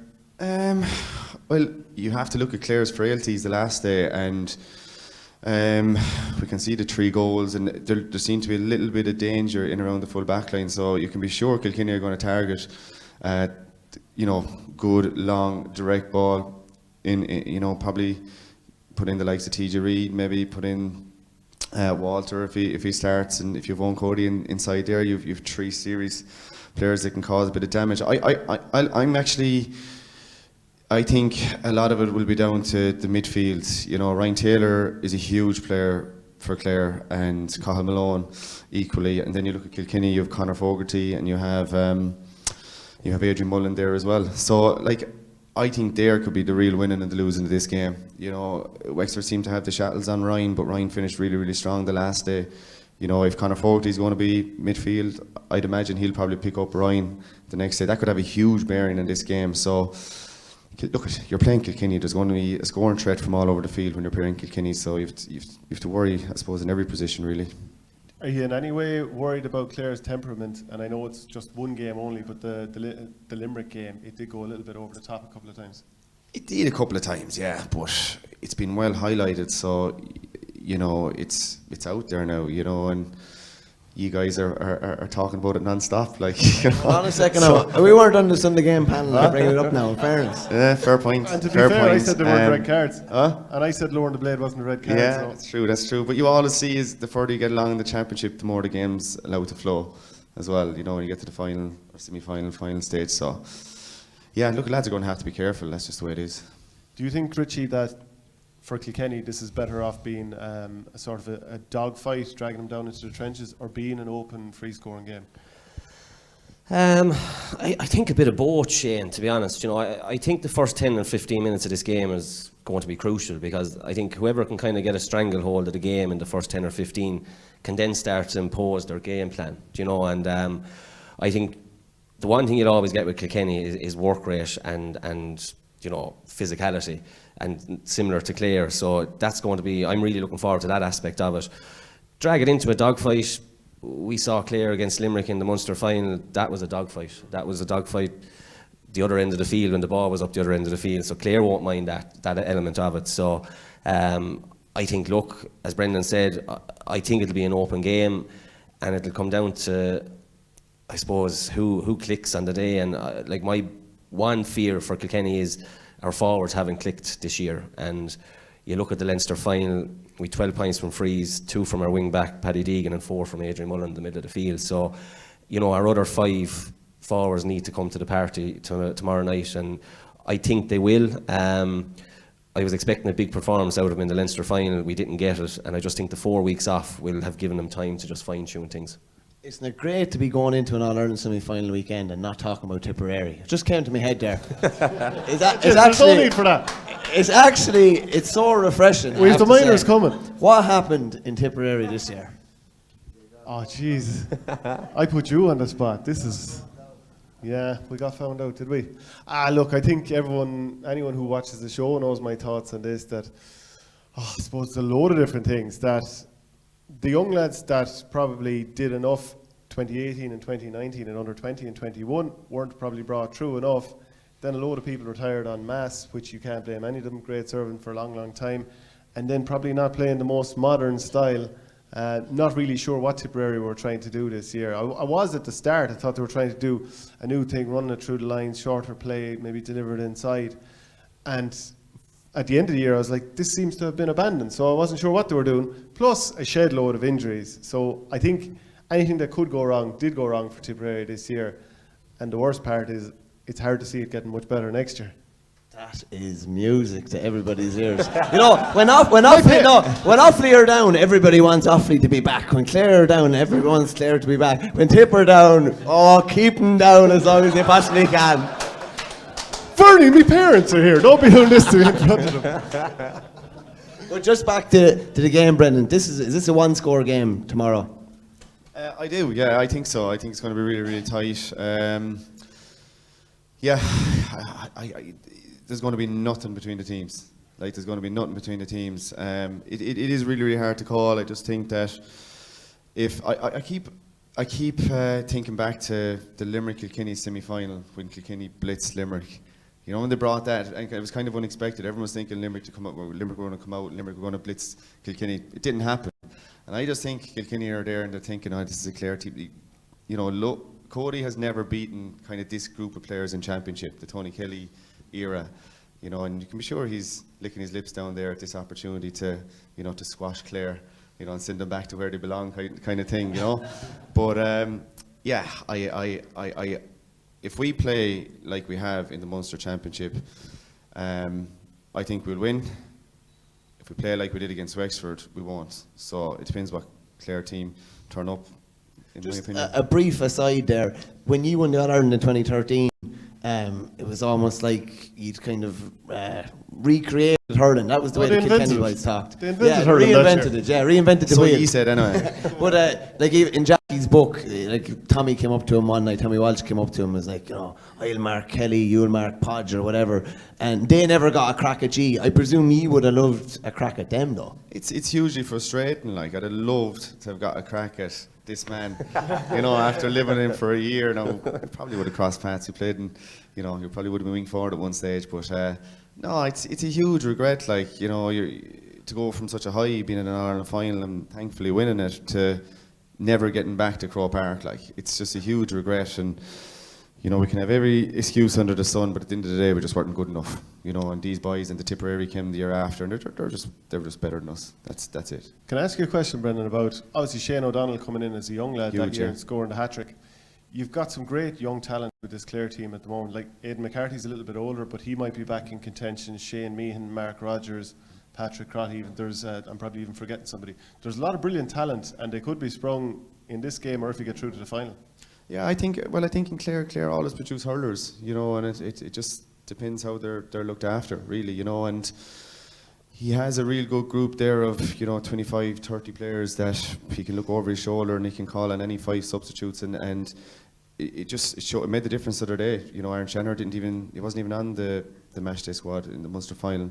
He made the difference the last day, you know. But you talk about Sods and Peter Duggan, and like, what a throw-in they have been, you know, back in with the group this year. It's been absolutely phenomenal, and they're now at an age as well where probably a little bit maturer than they were a couple of years ago as well. And you kind of, when you get to a stage, you realise you don't have too many more years left at this level, you know. And I think they're at that stage where they're really kicking on and making a decision. They want to maximise their career. We'll get your predictions on we'll come to Limerick Galway briefly in a second, but just in terms of predictions, who's going to win and why, Richie? And I mean for Clare Kilkenny. It's as Brendan said, like, this is so hard to call. I think the benches are going to have a massive impact on this game. You know, as Brendan said, Aaron Shanahan the last day had a huge impact. Might this bring him from the start? I don't know. But look, I suppose the closer we've got to the game this week, I'm leaning towards Kilkenny, because I just think that there's a big performance in this group of players, and I do believe the last 2 years has really hurt this group of players. Not, as Ciaran mentioned in the first part of the show, this is the fence to jump to get to the final. They haven't done it the last 2 years. They put themselves in 2 unbelievable positions to do it and didn't finish the job. So I think they will have concentrated a lot on that over the last 4 weeks, and I just think that they'll have just a bit down the final, the final few minutes, and I don't think there'll be very much in it, but I think Kilkenny by 3 or 4. Brendan? Yeah, I think, well, firstly, we've had 6 brilliant days out this year, starting with whipping the first round. And it's and as I said, there's huge momentum and there's huge support for this particular group. I think, I keep going back to it, if we play like we did in the Munster Championship, I do think we'll beat Kilkenny tomorrow, but it's very, very hard to call. Like, it is really, really hard to call. Clare by a few points.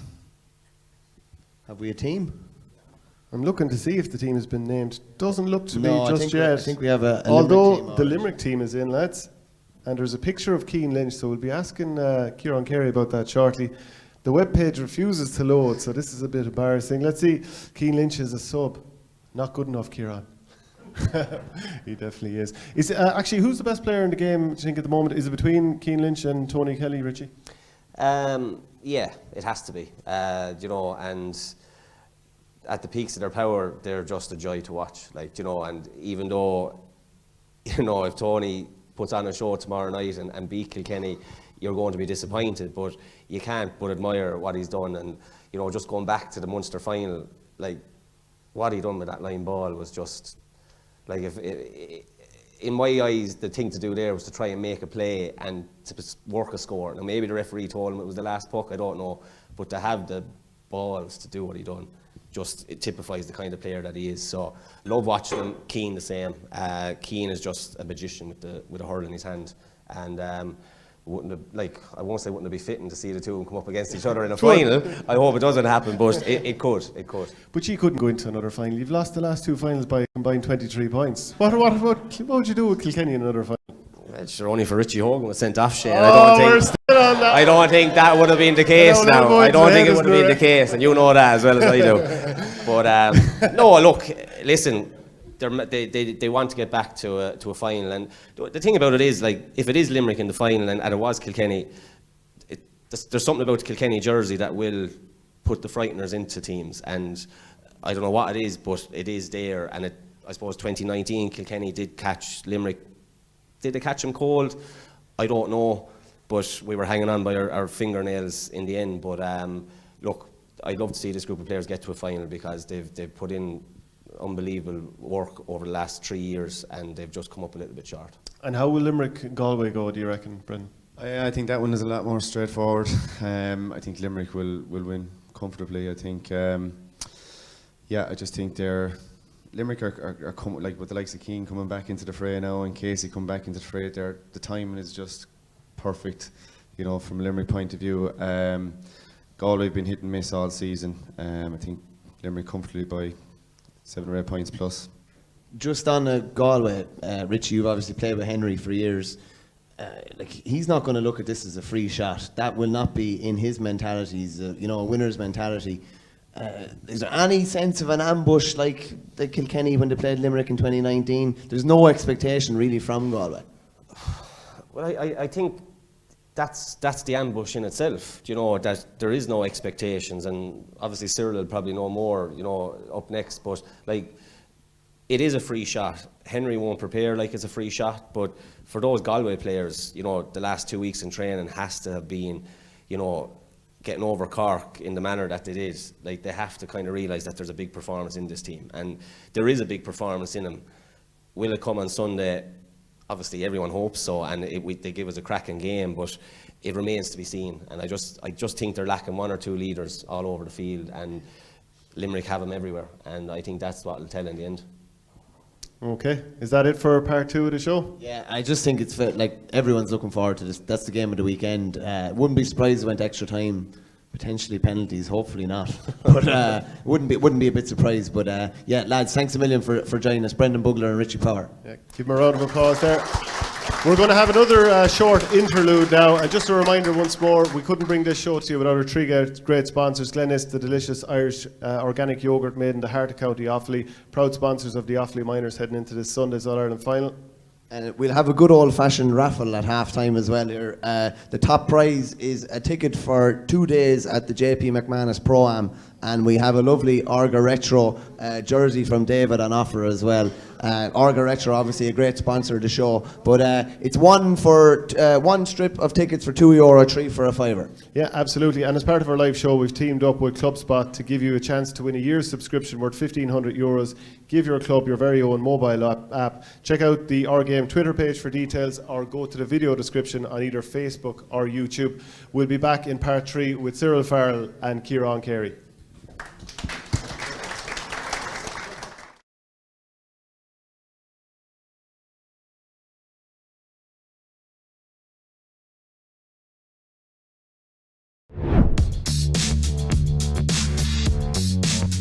In this episode of Copycats, we're replicating Martin Daly's famous backheel point against Tipperary in a Munster Football Championship for Clare in 2000. He got the ball, back flick over the bar from 7 yards out.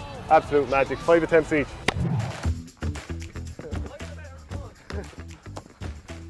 Oh, the pressure's on. He's left-footed and he's going with his right. Finish your lads. Yes, very good. I've got 2 balls. Oh, good save. Last one, you might need this, Enda. Good softballs here. Right, Misha, you're up. You're too far out. Oh, it's over! Yeah, it didn't look great, but it got over. Come back in, Letcher. Oh, I helped him out.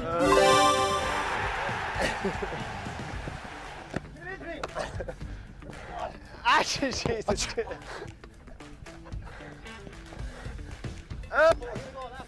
You see, he somehow got his style going there. He knows what he's doing. How did he get 4 out of 5? Pressure's on in a big way. Bring it into me. Oh! 1 for 1.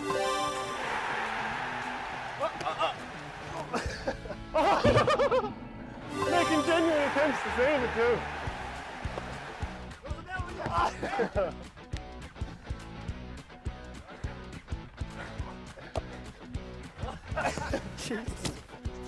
You see, one more. I feel like I'm being done here by.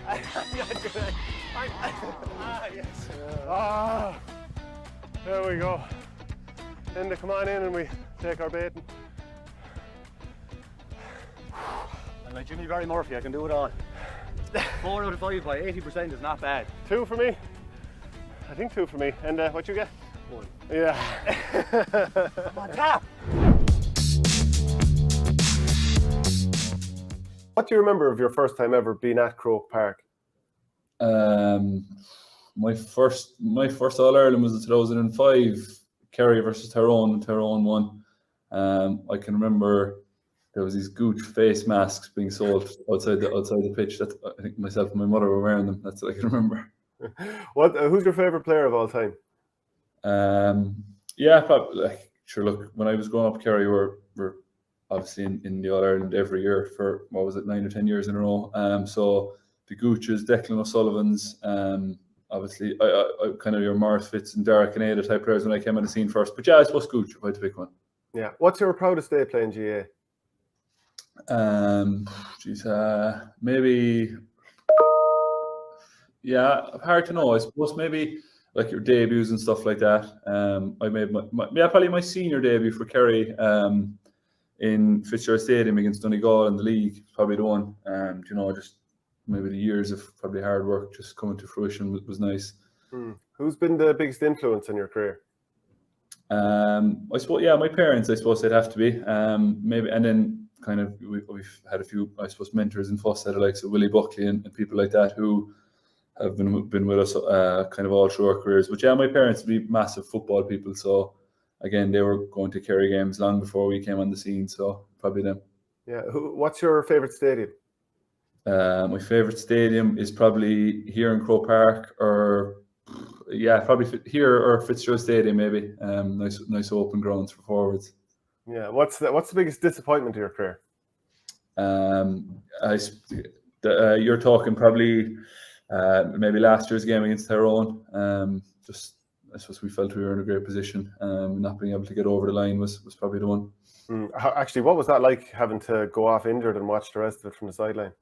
Yeah, it was brutal, to be honest. Obviously disappointing that I wasn't able to finish the game, and not to be able to help the team was tough now, in fairness. Who's the joker on the Kerry panel?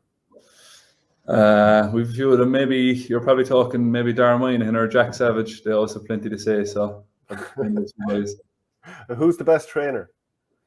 In fairness, we have a lot of them. Shawnee's probably the best trainer.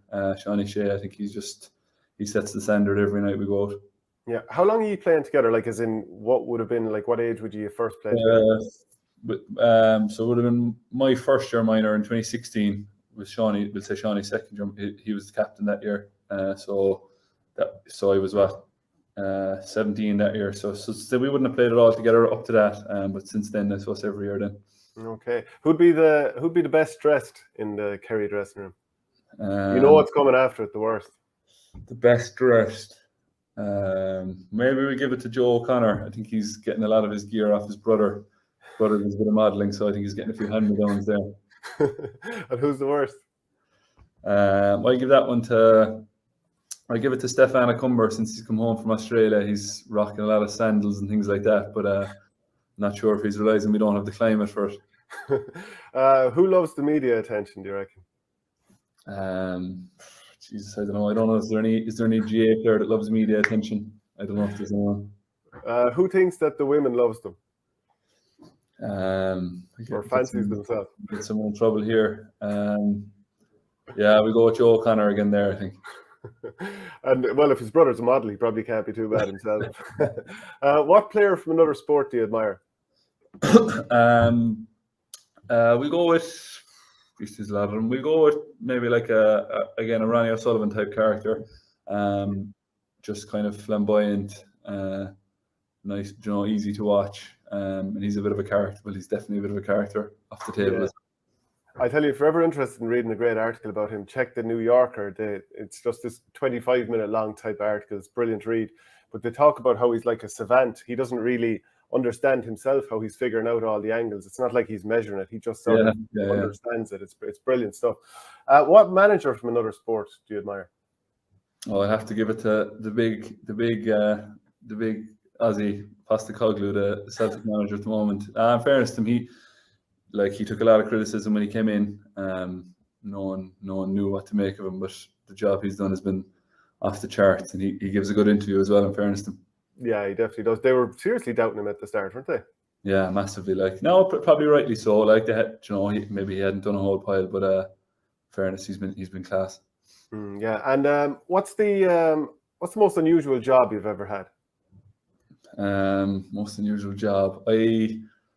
My jobs have been. I've been in the bank the last few summers. I used to work in a shop then in Milltown. A guy from Foster, Seamus Kelly. I used to, behind the tills and stuff like that when I was there. But no, I haven't had any unusual ones really. Yeah. And just in terms of football, what would you like to? What sort of player would you like to become in the next 5 to 10 years? Obviously, you're very good already. We know that. But what would you like to develop? I think it's just about getting maybe another bit stronger, fitter, and faster. And I suppose what everyone tries to achieve is the consistency of performance. So not having too many dips, or just to try and be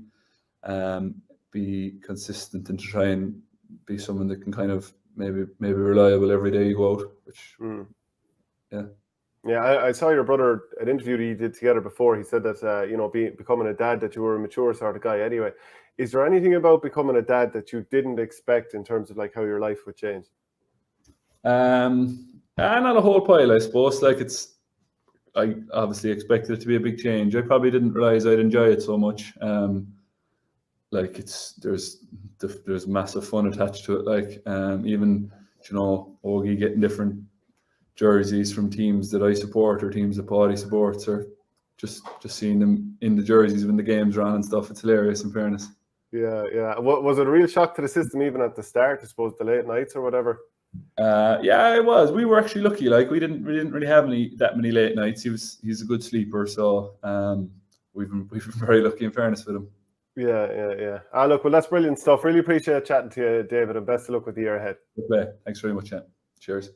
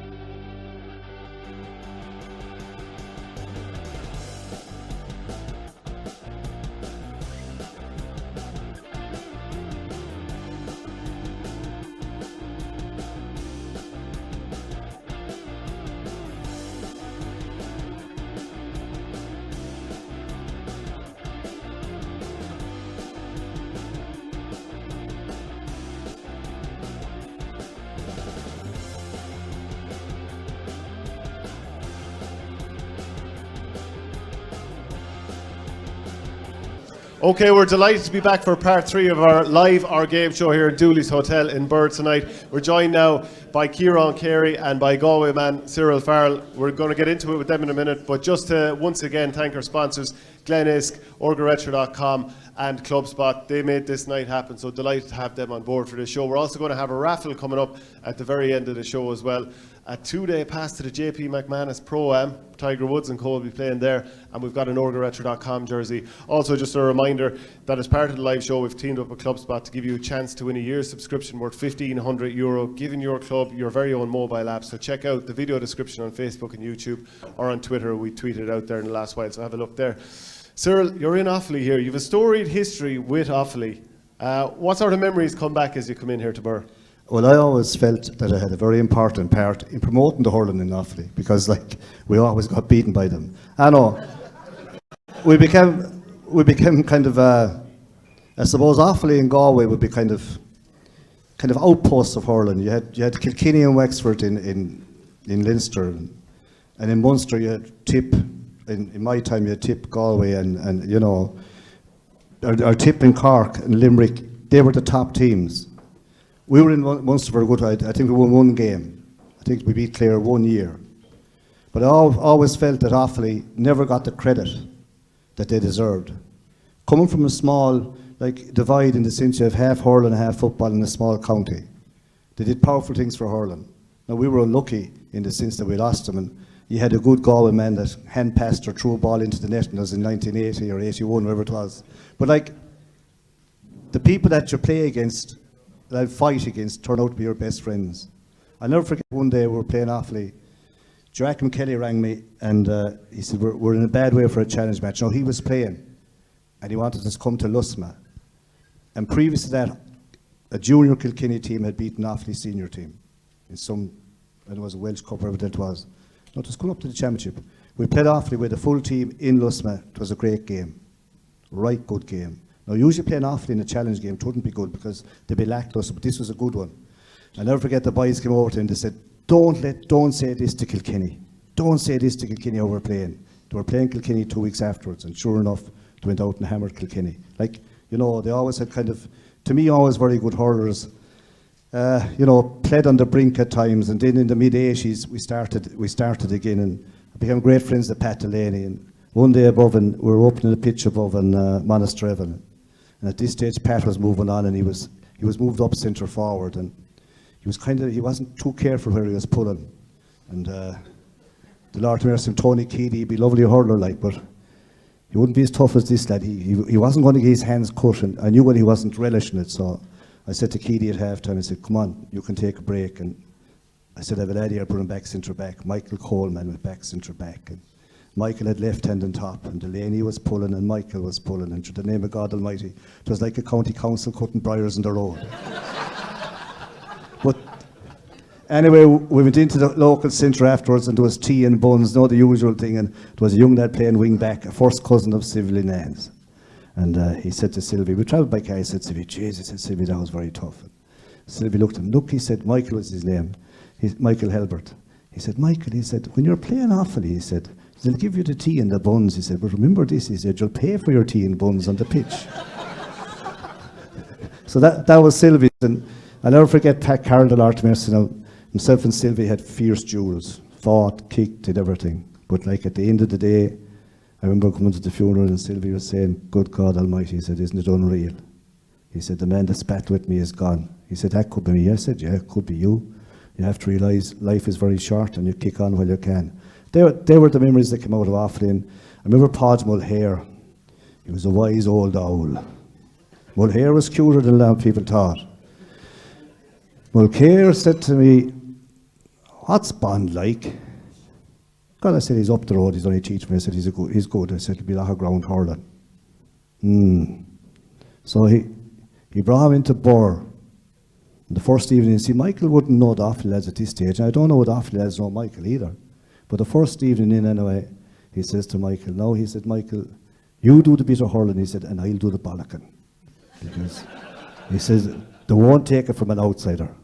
And Bond to be always talking a bit of Irish, on the ground, he'd be very good at the hurling end of it. But Mulhare and Tony Murphy, they were shrewd men, like, you know. They were always, I used to see them over always selling old slatted sheds and concrete and that. And they were very cute. Again, if they got into the kitchen at all with the woman of the house, and once they got their feet under the table and a cup of tea, they made the deal. They never left empty-handed.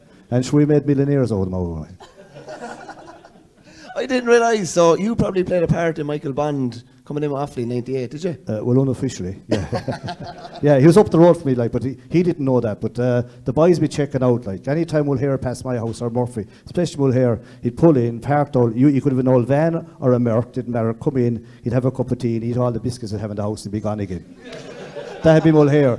He'd be going back to Clare either to a drama thing or buying up old photographs or antiques. But by God, he did nothing stupid, let me tell you. He has a house in Clon full of antiques and he doesn't even live in the house. That's how cute he is now. With Michael, you see, you and I don't realise how many houses there's in Dublin. That man is very wealthy. Ciaran, just a quick one for you.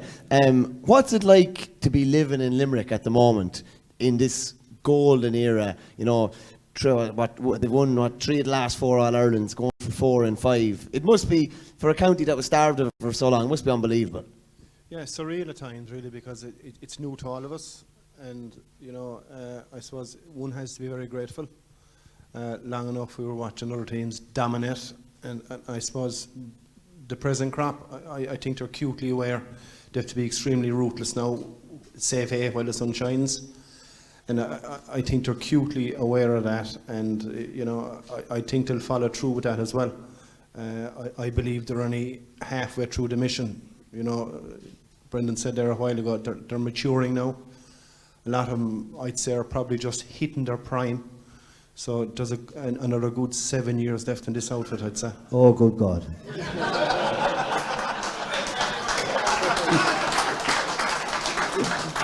What's the mission? What's a realistic target, do you think? Obliteration of everyone else. No, I said it in 2018, and I'll stick by my words. You know, they'll probably outdo what Dublin footballers have done. They won't be too far away from that, and I said that 4 years ago. Yeah, why did you say? Because I remember you saying stuff like that, and even before the Galway match, you said they'll win by 7. Carey's off his head. What's he saying? Well, you said they'd win that final by 7 or 8 against Galway, and they played like they should have. Now, obviously, there was the late half collapse or whatever. But what is it that you saw in them back then that made you think domination is about to come? Yeah, and I suppose the last 13 minutes of that match, they were about 8 or 9 points, and I think they took the leg off the pedal a bit, and, you know, they did win it. Yeah, I suppose I saw a lot of them come through the academy, number one, and no different to the Offaly team playing the final next Sunday. They were beaten in Tony Forrestal back in the day, and this squad.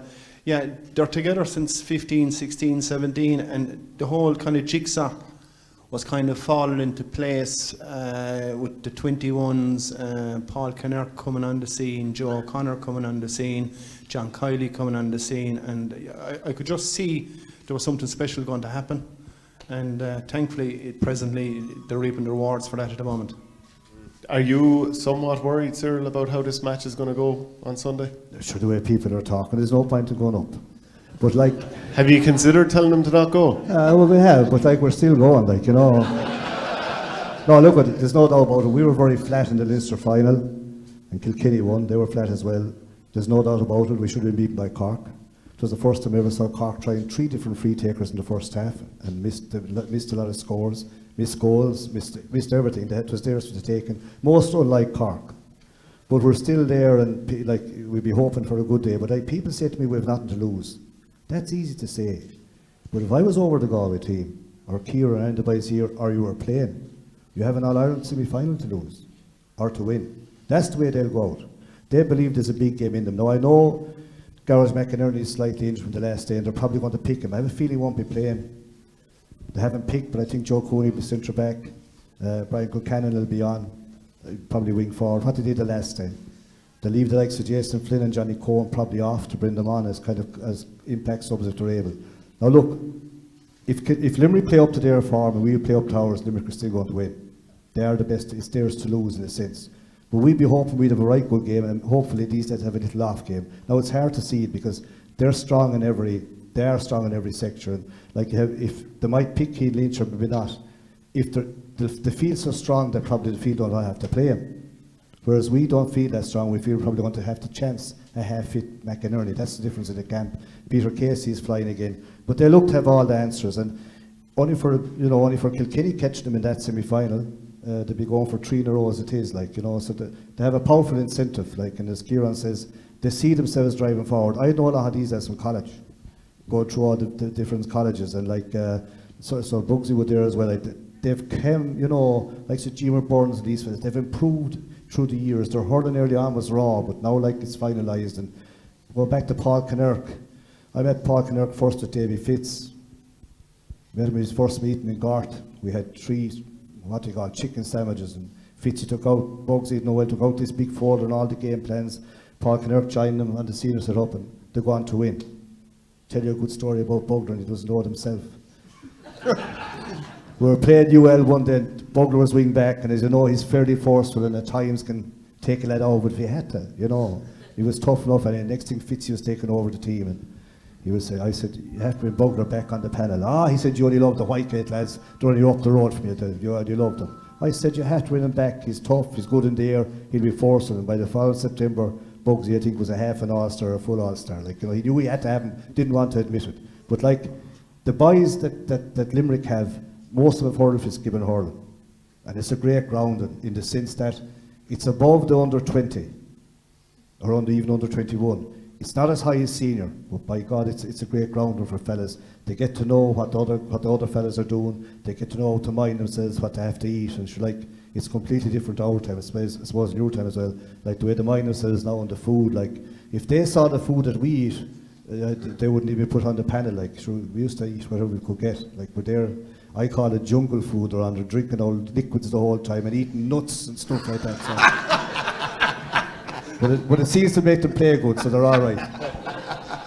Ciaran, you mentioned earlier a comparison with Limerick and Dublin. Dublin were beaten by Donegal in 2014 and didn't lose a game until 2021. I know you're not going to reveal too much of what you know or have heard from the camp, but they obviously learned an awful lot of lessons from that, and they haven't been beaten in championship since, and you probably think they're not going to be beaten for a while by the sounds of things. Yeah, and going back to that game, Kilkenny caught him on one hand, but on the other hand, it's the one day that I saw Limerick not disciplined enough to implement their system for the whole hour. And, Kilkenny, to be fair to them, if you're going to have any chance at Limerick, you have to match them physically, with power, with pace, with strength, and in the tackle. And unless you're going to come with that, you're wasting your time. And Kilkenny came with all of that. And I think it rattled Limerick that day. And, whatever system that they had been playing prior to that, and the system they're continued to play, it just went out the window that day. And and Kilkenny well deserved their win. I know there's been a lot of chit chat about the sideline ball, but that was immaterial. Kilkenny were the better team today, and they would have learned an awful lot from that particular match, because since that time to now, they're like a machine, and the system is flowing in every game, irrespective of who's injured or who isn't injured. Whoever comes in, they're going straight in to the system and operate the system. Yeah, because that day Declan Hannon actually went off, right. And a lot of things moved. The system broke down somewhat, and they're kind of fluid now, where anybody can come in and play anywhere now. Yeah, they can. Yeah. But to be fair, they got a bit of a reminder this year in the Munster final. Now, to be fair as well, I couldn't speak highly enough of Brian Lohan, and I'm not surprised either, because he hurled that way as well.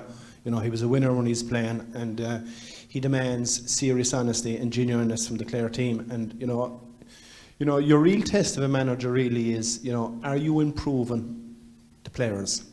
Are the players getting better under your watch?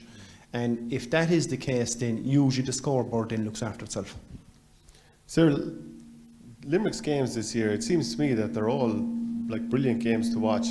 The Tipperary game was pretty close, the Waterford game was enthralling to watch, the 2 Clare ones.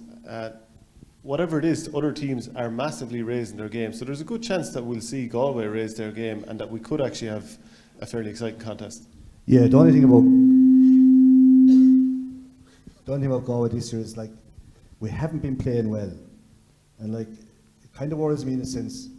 Supposing Joe Cannon didn't retire and Aidan Hart, they'd be on the team as well. Now, they wouldn't weaken the team. Our team is nearly the same team for the last number of years. The goalie is different. He's new maybe a new lad midfield, but other than that, it's the same fellas who haven't done it over the last few years. Like, and that would worry me, because if you're going to keep going back with the same lads that aren't really performing, you're kind of looking for trouble. But they are able to hurl. It's funny, the Limerick system mightn't suit them, but the Limerick physicality does suit them. That's what does suit them. And you're going to find, I'd say, that they'll try to score from outside. I expect them to play 3 midfielders. Conor Mann will be out there with the 2 midfielders. They know that Declan Hannon will go back deep in the pocket. And if they play centre forward, they set a tip ball from 55, 60 yards, give a short ball to the centre forward and let him shoot from outside, rather than try to carry it through into kind of where everything is going to be closed down. I think the Limerick full back line is the best full back line in the country.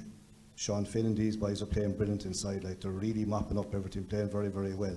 But at the same token, the full back lines now in the modern day hurling is a lovely place to be, because you'll have 3 in the full back line, and the most you'll have in there, the most is 2 at any time. Maybe only 1, maybe 1.5. You know what I mean? There's never 3 in there, so they're really protected. So the other lads have to do all the work around the field, and that's going to depend on the referee.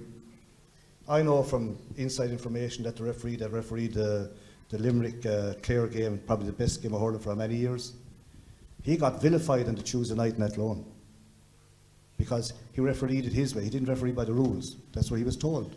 So, like, you know, if the ref lets it flow, it can be a great game, and if the ref blows a lot, it can turn out a terrible game. But it's going to, you know, that we have a lad now on Sunday, and Galway wouldn't be too happy with him, because below in Wexford in that first round match, the crowd got on him to take the free fast. The next thing, he threw in the ball. First time ever, like, that the free wasn't taken. I think he's from Waterford. He's pretty new, but like, that won't happen in an All-Ireland final. Usually the game is at flow, and usually you'll be allowed time to take a free. I can't see that happening.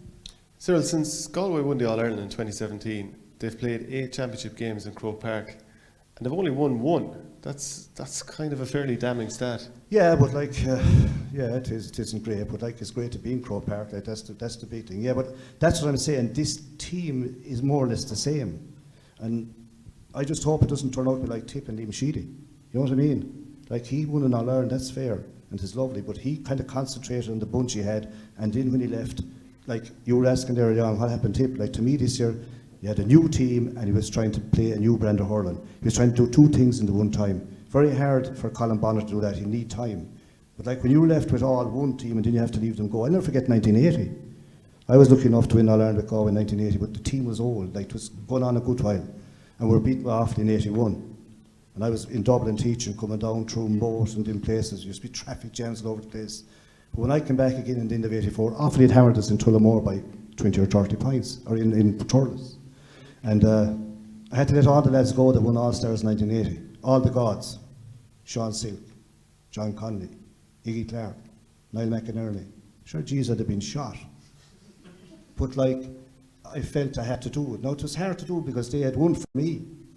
It wasn't me. I kept a few and brought on molded in under 21s and minors, and it was going to take a few years. I knew that, like, I never made sure everyone knew that, because there was no way going to come overnight. But that had to be done. However, I hope it doesn't happen again, because it's not an easy job that we in Galway find with these lads that have won an All-Ireland, great players, give everything, and next thing they all go together. That's when you're really in trouble. What memories come to mind when you think of playing against Galway, Ciaran?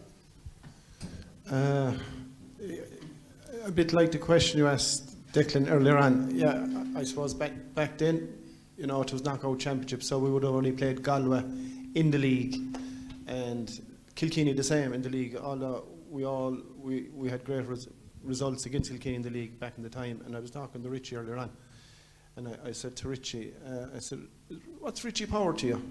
"He's my dad, Ciaran." I said, "I have a funny story to tell you." And I can remember back in 1992, and it was the first year I played centre back, and it was a Thursday night, and they were launching a book in Patrick's Well up the well. So myself, Leonard Enright, Patrick, Gary, a few of the county players and ex-county players were down at that. And the Limerick management team were upstairs on a Thursday night picking the team for the quarter-final against Kilkenny, the National League in Gaelic grounds. And prior to that, I was a corner forward, wing forward. So I went to the toilet at one stage, and lo and behold, Phil Binnis came down from his manager meeting upstairs, and we so happened to be in the loo. This is a Thursday night now, Hi Ciaran, hi Phil, how are you? We're playing a centre back now Sunday. I said, that's lovely, it's fine. So it happened that quick, but I knew Richie's dad was centre forward, and a very good time from his hurler, and I was relishing the crack of it at the time. And that was my introduction of putting 6 in my back. I was told inside the tile, inside the pub. It's funny you should talk about centre back. Go back to Tony Keating, Lord mercy him. I brought him in, just tell how little I knew, as a centre forward. He had all his hurling done underage up front. And we were training one night, choose a night, in Athenry, picking a team, had to get kind of a new centre back. I said to the boys, we're going to try Keating centre back. Now Keating, be carefree. And I went to him and I said, Tony, we're playing against Offaly, here in Birr. All the matches that were in Birr. I said, we're playing you next Sunday. Oh, my hurling, sir. Yeah. He says, I said to him, Tony, we're playing you centre back. Now it wouldn't faze him. He said, they'll say you're mad. Sure, I said, I know that, but they say you're mad as well, so there's 2 of us, don't worry. And he was centre back then until he retired. Like, it's funny what can happen, because he came in, we had him earmarked as a centre or full forward. So that, it's funny, but when a lad is able to hurl, he's able to hurl. It doesn't matter where you play him. Well, we played, there was Railway Cup hurling back then, and I think Galway fulfilled the full Galway team, because I don't think there was other team in Connacht. But with a few great matches, Munster against Galway in the Railway Cup down through the years. Yeah, he mentioned Michael Coleman, he was playing, Jerry McInerney, he was playing, Joe Cooney, they were all playing at the time. Some great games. Sir, did you win a Fitzgibbon with UCG, and then you were basically managing a lot of lads even that were older than you when you took over Galway in 80? What were you, 30? Yeah, most of them were older than I was. And most of them won a lot more. Yeah, it was new. I had trained the team in 79. Physical trainer. And Babs Keaton was the coach, and he was a good coach. But I felt when the training got hard that certain older members got this grind strain and got every kind of a strain. They never went through the ordeal that I want them to go through. So that was fine. And I was teaching in Joey's in Dublin, and I got a phone call at the end of September, October from a delegate saying, would I take over the team? Now, there was no rush to take over, there was no contest, there was nothing like that. And she being young, and I said, why wouldn't I? No problem. Never thinking at all the driving. But I remember the first meeting I had with them, they got tracksuits for the 79 final. Now, at that time, you wouldn't be getting many handouts. So we met in Athenry on a Saturday, we had a bit of a puck out, and went into a dressing room, galvanised on the roof. And I sat them down, circle, and I knew what I was going to do. I sat up on the table and I picked on John Connolly first, because he was the all-star and he was the leader, and I was getting gold at the time. And I picked him first because I got each lad to speak, and I said, John, I said, I'm telling you now, if you can't do the training that I'm putting in this year, I don't care who you are, you're not on the team. Because I said, I felt last year when the training got hard, you got a grind strain. So I'm telling you in time, I don't give a fiddler's who you are. I went through a chat, and I was telling them, I'm going to have you the fittest team in the country. Now, it was easy for me to say that, they were going to be the fittest, but I was trying to make them believe in it.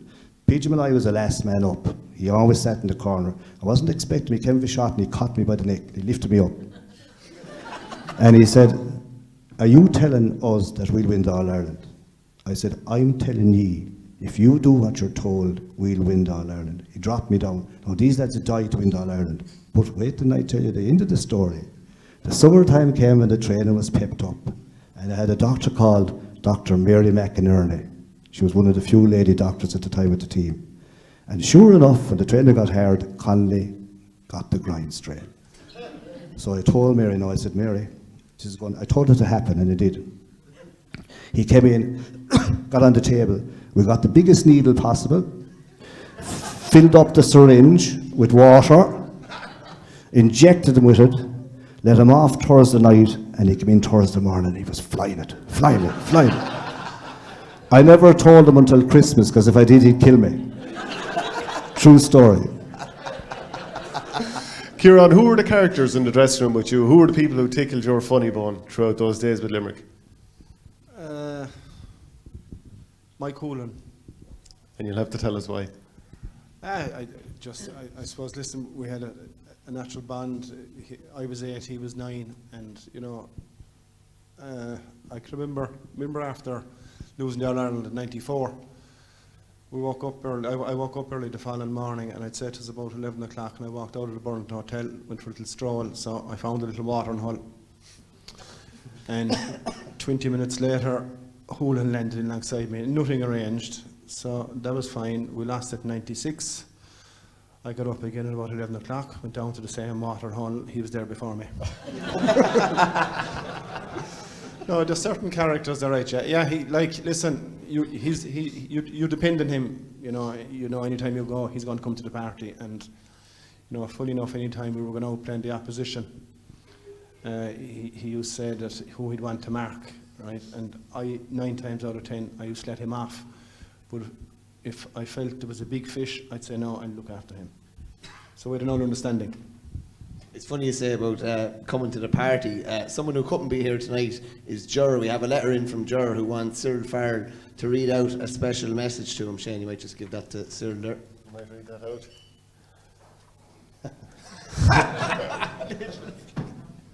I could make a difference, but anyway. Little flick, bang, over the bar. Well, we've another one here. We have a game now, Ger. Don't give us any more. Last one. Oh, hold on now. No, there was a particular one now that I was interested in. Hold on there now. No, I've lost it.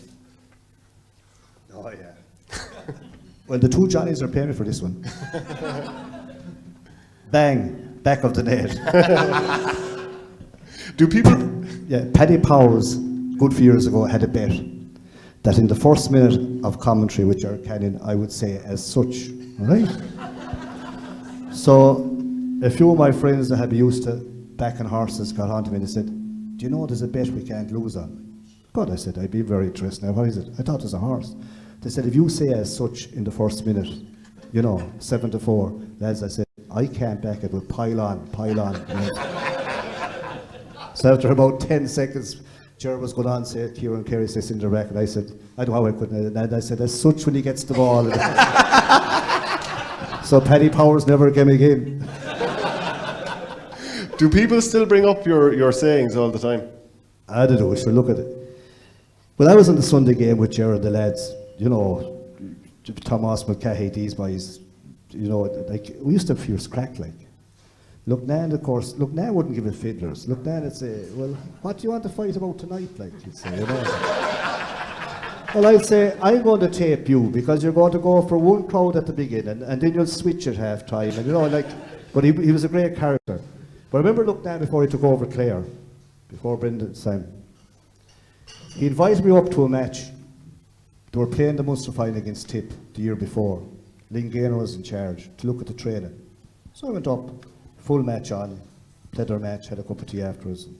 I said to him, I can't see you beating Tip. And they didn't. But the following year, he was back in charge. And he said, you're going to the league match. I met him, Kilkenny were playing Clare in Thurles. So I'll see you after the league match. League playing, Dennis Byrne had a fantastic game that day. And met Duignan upstairs. Now at that stage, I know Colin Flynn well, the physio. I did not know Daly, the captain, or I did not know Mike Mack, that crew. And you say, what do you think? I said, you have 13 good enough. I said, I think the lad Brahan was good enough. I think it was Frank Lohan. He said, if I have a lad at home that's good enough. But during the conversation, I said, look, don't be a bit worried. I said, no one that had beaten Kilkenny today. But Daly came over having a cup of tea, and Anthony said to Ger, listen, Ger, the lads are wondering can have their week off from training, the Munster final, you know, championship coming up. And he went away, and I said to Ger, look, I said, Ger, if I were you, I wouldn't give them the week off, because everyone would be telling them they played great, they'd be only drinking pints. And, you know, I said, we used to come in at 8:30 in the morning to shake it up a little bit. Now, I didn't realise what he was going to do. So the following Wednesday, he brought them in around 7 o'clock. Didn't let them off. But anyway, lo and behold, they started training, and he invited me up again before the Munster final. Ian lay down on the pitch, no one there. Ger referee, well, he didn't need a whistle because there was no whistle. Mike Mack gathering the hurling balls, and the full flow, cup of tea, water, full match, full-blooded. Went across the little restaurant afterwards. I said, you'll win. You're only saying that? No. I said, no, it was a completely different setup. He had them, Jesus, he had them flying, and they were knocking belts on one another. And they went on to win. We became fierce, you know, but he looked down and see something in the player that another lad wouldn't see. And he'd be, no more than anything, he'd be ruthless, like, you know. So he went on from there, like, and he had a great belief, you know. I often meant to ask him who was the fella he had at home, and I think it was a Mac fella. And McNamara, he only half made the team, but like, He just had it in his head what he wanted, and they were willing to die for him. Like, he needed him, but they needed him as well. Much the same as Brian. Like, the setup in Clare at the moment, like Brian Lohan, no more than say the likes of lad I know and Sean Tracy, there wouldn't be that TLC, shall we say, tender love and care, but there'd be plenty of drive. That's the way they'd be. Like, you'd play according to their rules, and you wouldn't be questioning them either. Like. I had Sean Tracy as a trainer last time I was with Limerick 21s, and a super guy, yeah, brilliant guy. I suppose you have a combination of a bit of old school with the modern game. Super guy. And then to move towards the game this weekend, is there anything you're worried about from a Limerick point of view? Doesn't feel like it. No, but sure, he was about to go again. Not good job. I was going to let you off your pen of blinder. Yeah, listen, I won't say worry, but you're always going to be concerned. You know, anything can happen in sport. But yeah, and I suppose you could analyse it and dissect it any way which you like. And you know, I was driving up today and I was kind of thinking back to Ireland in 2018, whereas I saw a serious, strong Galway team back then and serious contenders to win an All-Ireland. And I'm kind of saying, have they improved since then? No is the answer. And then I'm looking at Limerick and I'm saying, have Limerick improved since then? A ton. So unless it goes pear-shaped altogether. No, but the only thing that can happen, you know, when you get to a semi-final, you know, there's a day in everyone. And, you know, and I had this conversation with Richie on several occasions. If you look at Liam Cahill down in Waterford, the bang he got out of Waterford. In fairness to Davy Fitz, Wexford, Waterford, Clare, he gets a bang. And I haven't seen that bang yet from Galway. And you'd imagine you would see it with the manager and what he carries on the line. I haven't seen it yet. And the only chance I'm giving Galway, if they come Sunday, which is a possibility, you know, and that's my only concern. Yeah, I'd agree with what he's saying, and definitely for Henry, the Leinster final day, knowing some of the lads I know well, they felt they let him down. Not losing the match, but the performance they gave. They just felt that they let him down as well as everything else. And like, they have to have a big performance in them. Like, but if you're going on form, like, you know, you'd have to say Limerick are hot favourites. Even down in Galway, it's funny, there isn't a flag out. Like, it's funny what can happen, but that's the way it goes. But like, one good win will put you back in again. But like, they're not in Galway. They're travelling more in hope than in confidence. But if you're in the camp at the same time, you'd have to be believing. Otherwise, there's no point in turning up at all. Like, you have to have a cut at it. You have the football, though. Yeah, delighted for Pádraig Joyce. He went in there first and he said, "I'm a fail if I don't win All Ireland." Now there's plenty ready to shoot him. Now he still has to win it. But like, you know, they played a great game of football last week. It was a great game. It was a pity what happened. But like I said, as I tell you here, if you're going down to Tullen and I should say Verney and Verney shoots back, if you're in that 25 or 30, you can't stand back. We had a coach in college one time, and he three things he used to say: you can be carried off, you can be sent off, but there's no way you can back off. And that was Fitzgibbon hurling mode the whole time. You can't back off. Not being smart. We need to get this man back on the Sunday game. Absolute. Yeah. I'm overage.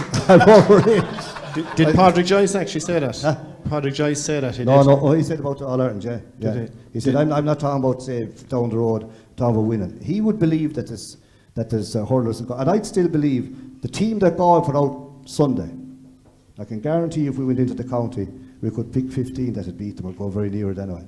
And they never play county senior at all. I think Ciaran Carey made that prediction when he went to Galway too, didn't he? He did, but he changed the team. Well, he tackled bulls and everything on the road. I got you quiet for 3 seconds. So, Ciaran, what about the other game then, Clare against Kilkenny? How do you see that matching up? Yeah, a super game. I suppose both teams have a bit of momentum. Probably Clare might have a small bit more coming from the journey that they came from. You know, they're the closest really who have rattled Limerick in the last number of years and really put up to them. And, you know, no different to what Richie said earlier on. Kilkenny, and I said this at the start of the year, you know, the two teams I fancied to contest the All-Ireland final was Limerick and Kilkenny.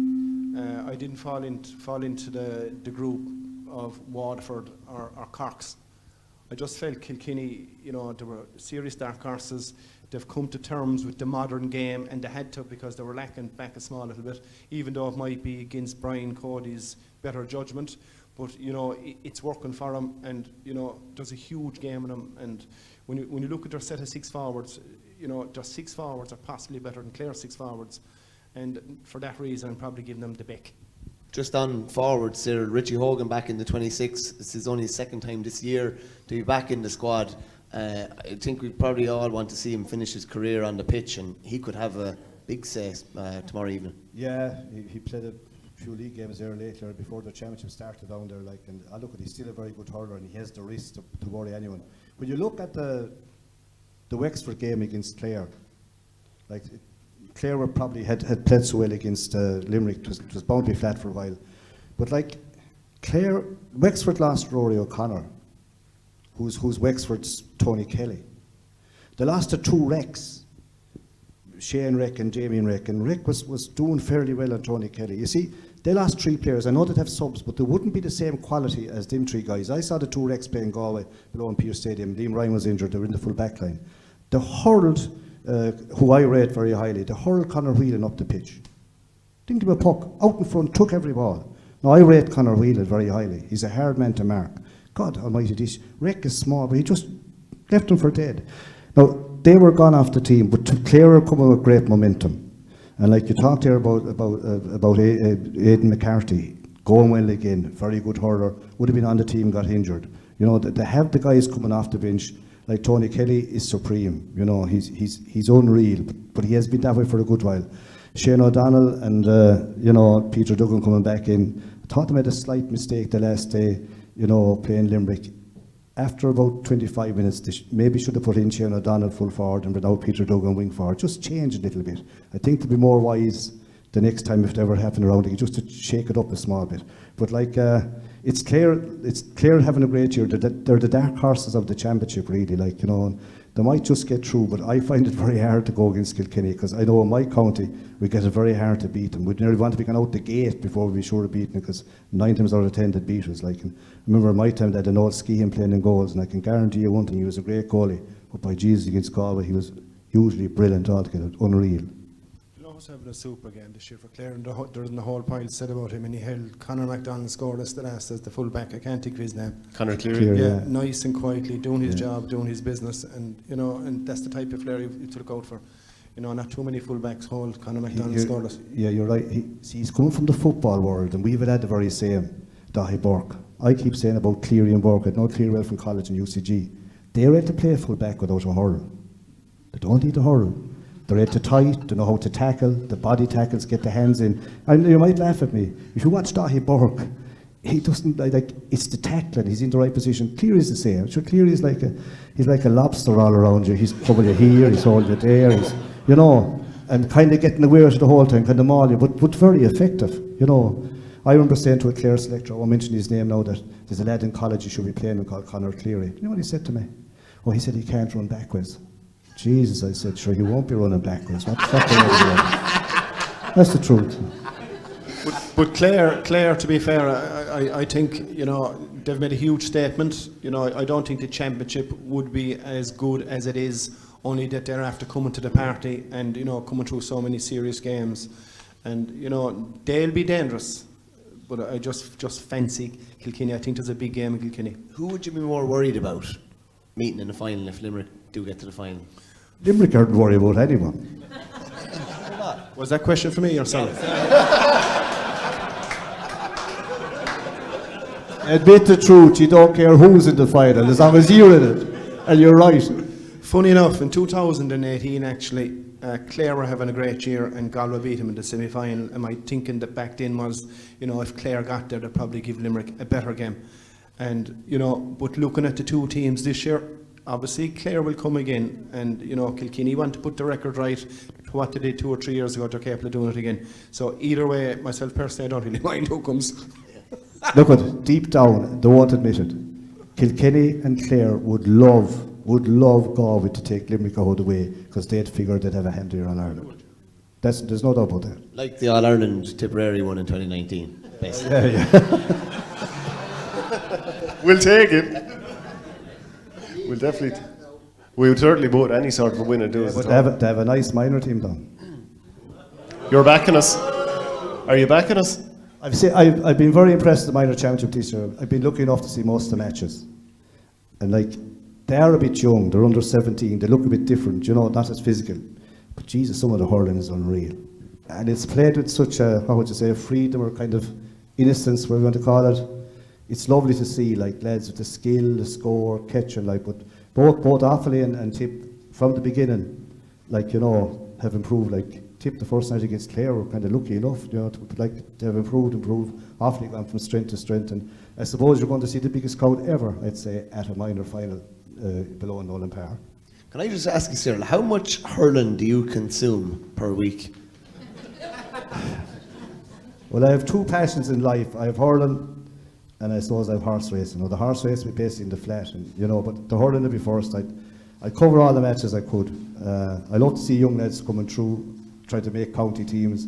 Even the college scene, you'd see the fellas coming, you know, lads that wouldn't have seen. I remember Tony Kelly coming into LIT at the time as a first year. The famous showdown in second year with Joel and LIT. Like, them kind of games are unreal, the lads coming through. Jimmy Burns coming through. If he'd know Burns better than I would. Burns was raw early on, left hand and top, good in the air, but very weak down here. But like, has improved. Who do you think contacted David to get him into LIT? It was a good job to get him in, but he made a job of it, like, you know. David said to the fella, I'll make you an all-star, if he thought he was good enough. You know, that's the kind of, he'd get lads playing for him. Say what you like about Davy, boys. He might be active on the line, but he still gets a great response from the team. You know what I mean? He's a different kettle of fish. Just on that, do you expect him to be an inter-county manager next year? Sure, if any county wants to improve, they'll have to get him. That's what he does. He, like, the first 3 years, he'll improve them. Like, you know, okay, he has his own way, and he'll have, if he comes in, he'll have half the county for him and half against him, but he will improve them, because if the lads buy into him, you know what I mean, he'll improve them definitely. Like, he brought Wexford a long way, got a Leinster title, I suppose should have beaten Tip, and that, you know, that was the one. Again, they went away from the U-Town with the game plan. If they stuck to the game plan that day, the goalie that day, hitting the ball short, walking through, they had an extra man, lad sent off, and then he goes long. Like, he goes away from the game plan. You kind of have to stick with it if it's giving no credit to Tip there, notice. Yeah, well, Tip started winning the long ball, but up to that they weren't winning because it wasn't coming long. Supposing they worked the chart. Like the goalie, and I said, well, why'd you go up to the goalie? He said, I sent the lad up 10 times. I said, there's only one man to send up. You send up yourself. Don't mind sending anyone else up. You know what I mean? Because the goalie fell and start banging them out. And to be fair to Tip, to start catching the ball and getting the back. What's it like managing a team coming up to one of these big games? Like, preparing yourself for what you're about to say, keeping your own temperament? Well, like, the lead up, you don't mind once you're getting results in the school. But like, when it gets near, see, in our time, we travelled to Dublin on Saturday. Stayed Saturday night, so you had to have a schedule. Otherwise, like, you know, I never stopped the lads that have a drink or two that I knew there was in to have a drink or two. Cyril and Ann always had a drink or two, Conor Hayes. But there was other lads you couldn't let near because they wouldn't know how to drink. You know what I mean? That's the way it was. But we'd have drink it out of they wouldn't know how to stop. But like, we'd have trained hard, what we'd call hard training. We used to do 3 weeks on the block. Should be considered madness now. When I say 3 weeks, no night off. Some of them would be 3 sessions a day. And then we'd take 3 days off. 3 weeks again. Because that time, as Ciaran said, it was knockout. Now, we'd usually play the first match against All Ireland B winners. Now, they wouldn't be fantastic, but they'd have won 4 or 5 matches. And they'd be Westmeath or Antrim or Timpson. They'd be hard enough. If you won by 40 points, they were no good. If you won by 1 point, you were no good. But 1 point to do me. But then you come and you play either the Munster or Leinster champions. They'd have their campaigns over. They'd have the little place where their week filled up. Whereas you're coming from Athenry, and unless you have everything right, if I pick Ciaran and he's not going well, I nearly have to give him to half time or I'll switch him. Because if I pick him, I believe he's the best to be on. So you have to have believe in not only you're the best, but you're the fittest, that you can go through the wall.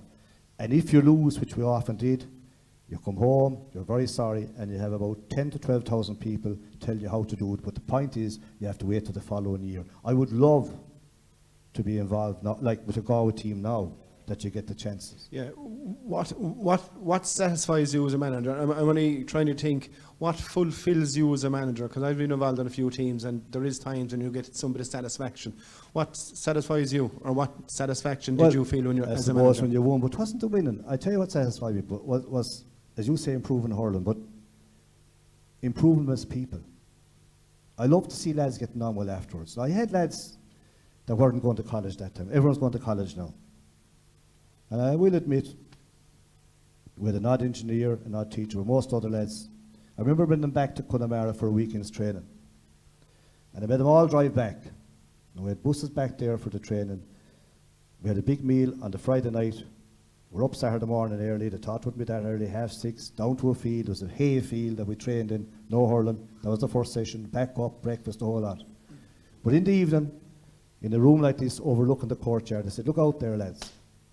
Ciaran Carey, when you started me, what had you? Had your car? No. What are you driving now? I went through every one of them. Now, some of them were qualified, but most of them weren't. They all had picked up jobs and all had cars. Now I said, look at my car. I have a Toyota Starlet the whole time. So don't be telling me there's nothing out of hurling. If you're good enough and put it in and don't kill a lad in a disco, there's plenty out of it, if you can, you know what I mean? So, you know, that to me, to improve fellas, and like you'll all know, like, winning or losing, these guys become friends for life. They'll back one another, they'll back the other teams. For Tony Keely's funeral, for example, I got a shock when I looked out. Now there's a big crowd, and the next thing I see the whole Tipperary team coming that we fought with. Tried to kill them. They tried to kill us. That was what it was. If you could, like, within the law. But they were all there. And I remember Bobby Ryan coming over and he said, "Geez," he said, "look it." He said, "If you win once, isn't it enough? What difference does it make if you could win once, you know?" So the game is big, but the life is bigger. And like, if you get lads to understand that, to play the game hard, play it fair, but to develop themselves and develop, say, their job and whatever else to get into, that to me was the biggest satisfaction. Good answer. Is it the answer you were hoping for? Huh? Is it the answer you were hoping for? It was, now, to be fair, because, you know, I'd have the same mentality. You know, you look after a squad, you hope that you leave a very positive mark on them for the right reason, and exactly what he says there. You know, you need to get all these guys, you need to get into their heads, you need to get to know them, you need to make sure that they're all happy in the sport and out of the sport. And I suppose when you're implementing a certain type of a game then with a squad, okay, and it might take a bit of time, but you're on the line and your arms are folded and you're looking out and you're saying, yes, that's why I got involved in management for. And that's the closest one can get than putting on the jersey and still playing. No, nothing is going to touch that. But the nearest thing is if you can get the squad to implement a certain type of a game, and eventually they do it, and they do it on the biggest day, makes it sweeter again. But everything that he said, yeah, bang on. So just to then finish up now, because people have to get home as well. Ciaran, how are the two games going to go this weekend? Who's going to win and why? I fancy Limerick. I don't think I have to go into my reasons. I think they were all covered tonight. And the semi-final, yeah, very, very hard one to call. And I'm edging towards Kilkenny. Yeah, we have seen the best in Clare. If they can bring that level of intensity, and, you know, waiting 10 minutes is going to be too late. You could see it against Limerick after 3 minutes, you know. And if they come with that savagery in the first 3 minutes, I give them a great chance. I just think Kilkenny have more up front, and, you know, I think, as Richie said, the last 4 weeks, the forwards are asking questions, but not asking hard questions. You know, they're taking easy options. They have great wheels. They need to take them on and just see what Clare are really made of. And I'm just edging towards Kilkenny because they're probably 6 forwards as a unit are probably ahead of Clare's. Yeah, well, I think Clare will win. I think Kilkenny are in settled midfield. You know, Fitzgerald for Clare is having a powerful season for midfield, and you know, Taylor's going well. I expect a right good game from O'Donnell and Peter Duggan. Tony always plays well. I just have the feel that this kind of their year coming. To the other one, look at my heart would love Galway to win, but if my head, if I had €1,000 of a charity bet, my head would be back in Limerick, because they are the farm team. I know it's easy to say it's theirs to lose, like, but they are the farm team going in, and like they're like winning another Ireland. They're proving that they are not alone a great team, but a very, very, very, very good team. Someone said to me one time, it takes a great team to win All Ireland, or a good team takes a great team to win 2 in a row. But if they can go on and win another one, like, supposing to win this one, what's going to stop them next year? You know, because most of the other teams are going to have to start rebuilding. and they're still coming. There's a few guys coming in Limerick. There's a lad there that plays wing back for the first year in UL. What's his name? Colin Coughlin? Yeah. And they have O'Neill, and then there's a lad in LIT playing full forward. Jeez, like, they have stuff coming. Whatever they're doing in the development squads, whatever they're doing right. Now, at the same token, Clare are coming as well. You know, you have young Meehan coming out there, you have Rogers coming out of there. These lads are bursting, like, they have the young fellas coming, but with all that coming, you need the strong win, and you need the lads up the middle the whole time. Like, you know, I expect Clare to get through. I just think they're the dark horses of the championship, and I suppose really I'd have to say Limerick. But you know, Galway could cause surprise. You never know, like, you know. Which there appears to be a huge gap. The gap is kind of tightening in around the physicality. You know, most teams in the last 3 or 4 years have copped on to that, and they're doing serious work, strength and conditioning. So a lot of teams are matching Limerick to that, but the system, they still appear to be kind of bamboozled a bit. Yeah. How to derail that? But you see what's happening, Ciaran, I think, it's easy for me to say it, is other teams are trying to stop Limerick. Now what would happen if the other team went out and had their system and say, forget about Limerick? You know what I mean? Kevin Heffernan used to say to me, he was over a Dublin team football that wasn't as good as Kerry. He'd always say, make the first move and let the opposition see it. Make sure they see it. And they counteracted, but have the second move already in your, you know what I mean? It'd be kind of a move ahead. Like what's happening with Limerick, like they are ahead and everyone's trying to counteract them until someone said, hold on a minute now. If someone looked at the game that Tip played against Limerick for the first half and see how did they get the 10 points up, just even have a look at it. To be interested and work on it. I'd say you're odds-on favourite to Dublin job. I'd say Davy's gone bye-bye. Davy's gone bye-bye after tonight. No. Davy's going to Dublin and Sheedy's going to Cork. Both of them were applying there the other night for it. Well, look, that's it's been absolutely brilliant stuff. I'm going to go with Limerick and Clare myself. Yeah, Limerick Kilkenny for me, yeah. Yeah, as an honour. Big Cats man, yeah. Yeah, you definitely are. Okay, that's it for the show. Part 3 here with Cyril Farrell and, of course, with Ciaran Carey, myself, Shane Stapleton, Michael Verney with me. Delighted that everyone could join us here at Dooley's Hotel in Birr. Once again, a big thank you to our 3 sponsors on the night. Glenisk, the delicious Irish organic yoghurt made in the heart of County Offaly, proud sponsors of the Offaly Miners. We're going to have a quick little raffle as well here. I'll also just mention, Michael, if you want to take over the raffle there. Yep. We'd also like to thank OurGameSupporters.com, long-time sponsor of the show, best in the business for the retro jerseys. And as part of the live show, we've teamed up with ClubSpot to give you a chance to win a year's subscription worth €1,500, giving your club your very own mobile app. So check out the OurGame Twitter page for details on that, or else go to the video description on Facebook or YouTube. We'll get our guests of honour, actually, I suppose, to pick out the raffle. We have 2 prizes and 2 very good prizes. I'm going to get Cyril to pull the first winner. This is going to be for the 2-day pass for the JP McManus Pro-Am on the 4th and the 5th of July. So we have a pink ticket. The code is AD246285, numbers 96 through to 100. Nice prize now. Up you come. Up you come with your cap here. Nice prize. A cool Larry man winning something in Birr. Jenny Mac. Good prize, great prize. You're always very decent as a cool Derry lads, you're all right. And you know what, Kevin? It's a green cap and everything. A paddy cap and all. Enjoy it. That's for next Monday and Tuesday. Good man. Thanks, Kev.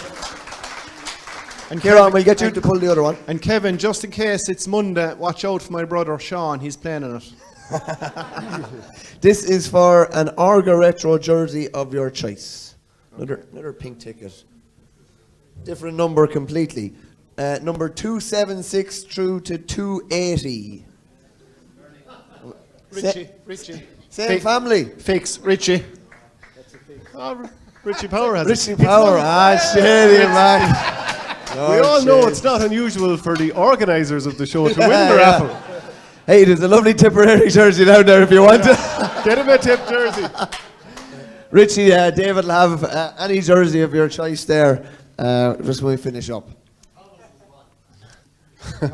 Okay, so that's it for the show, isn't it? As I've mentioned, big thank you to the sponsors. Big thank you to Brendan Bugler, Richie Power, Michael Duignan. All of them were brilliant earlier on, as were Cyril and Ciaran. Enjoy the semi-finals and the Minor All-Ireland on Sunday. Thanks very much, and thanks to everyone who came. Cheers, folks.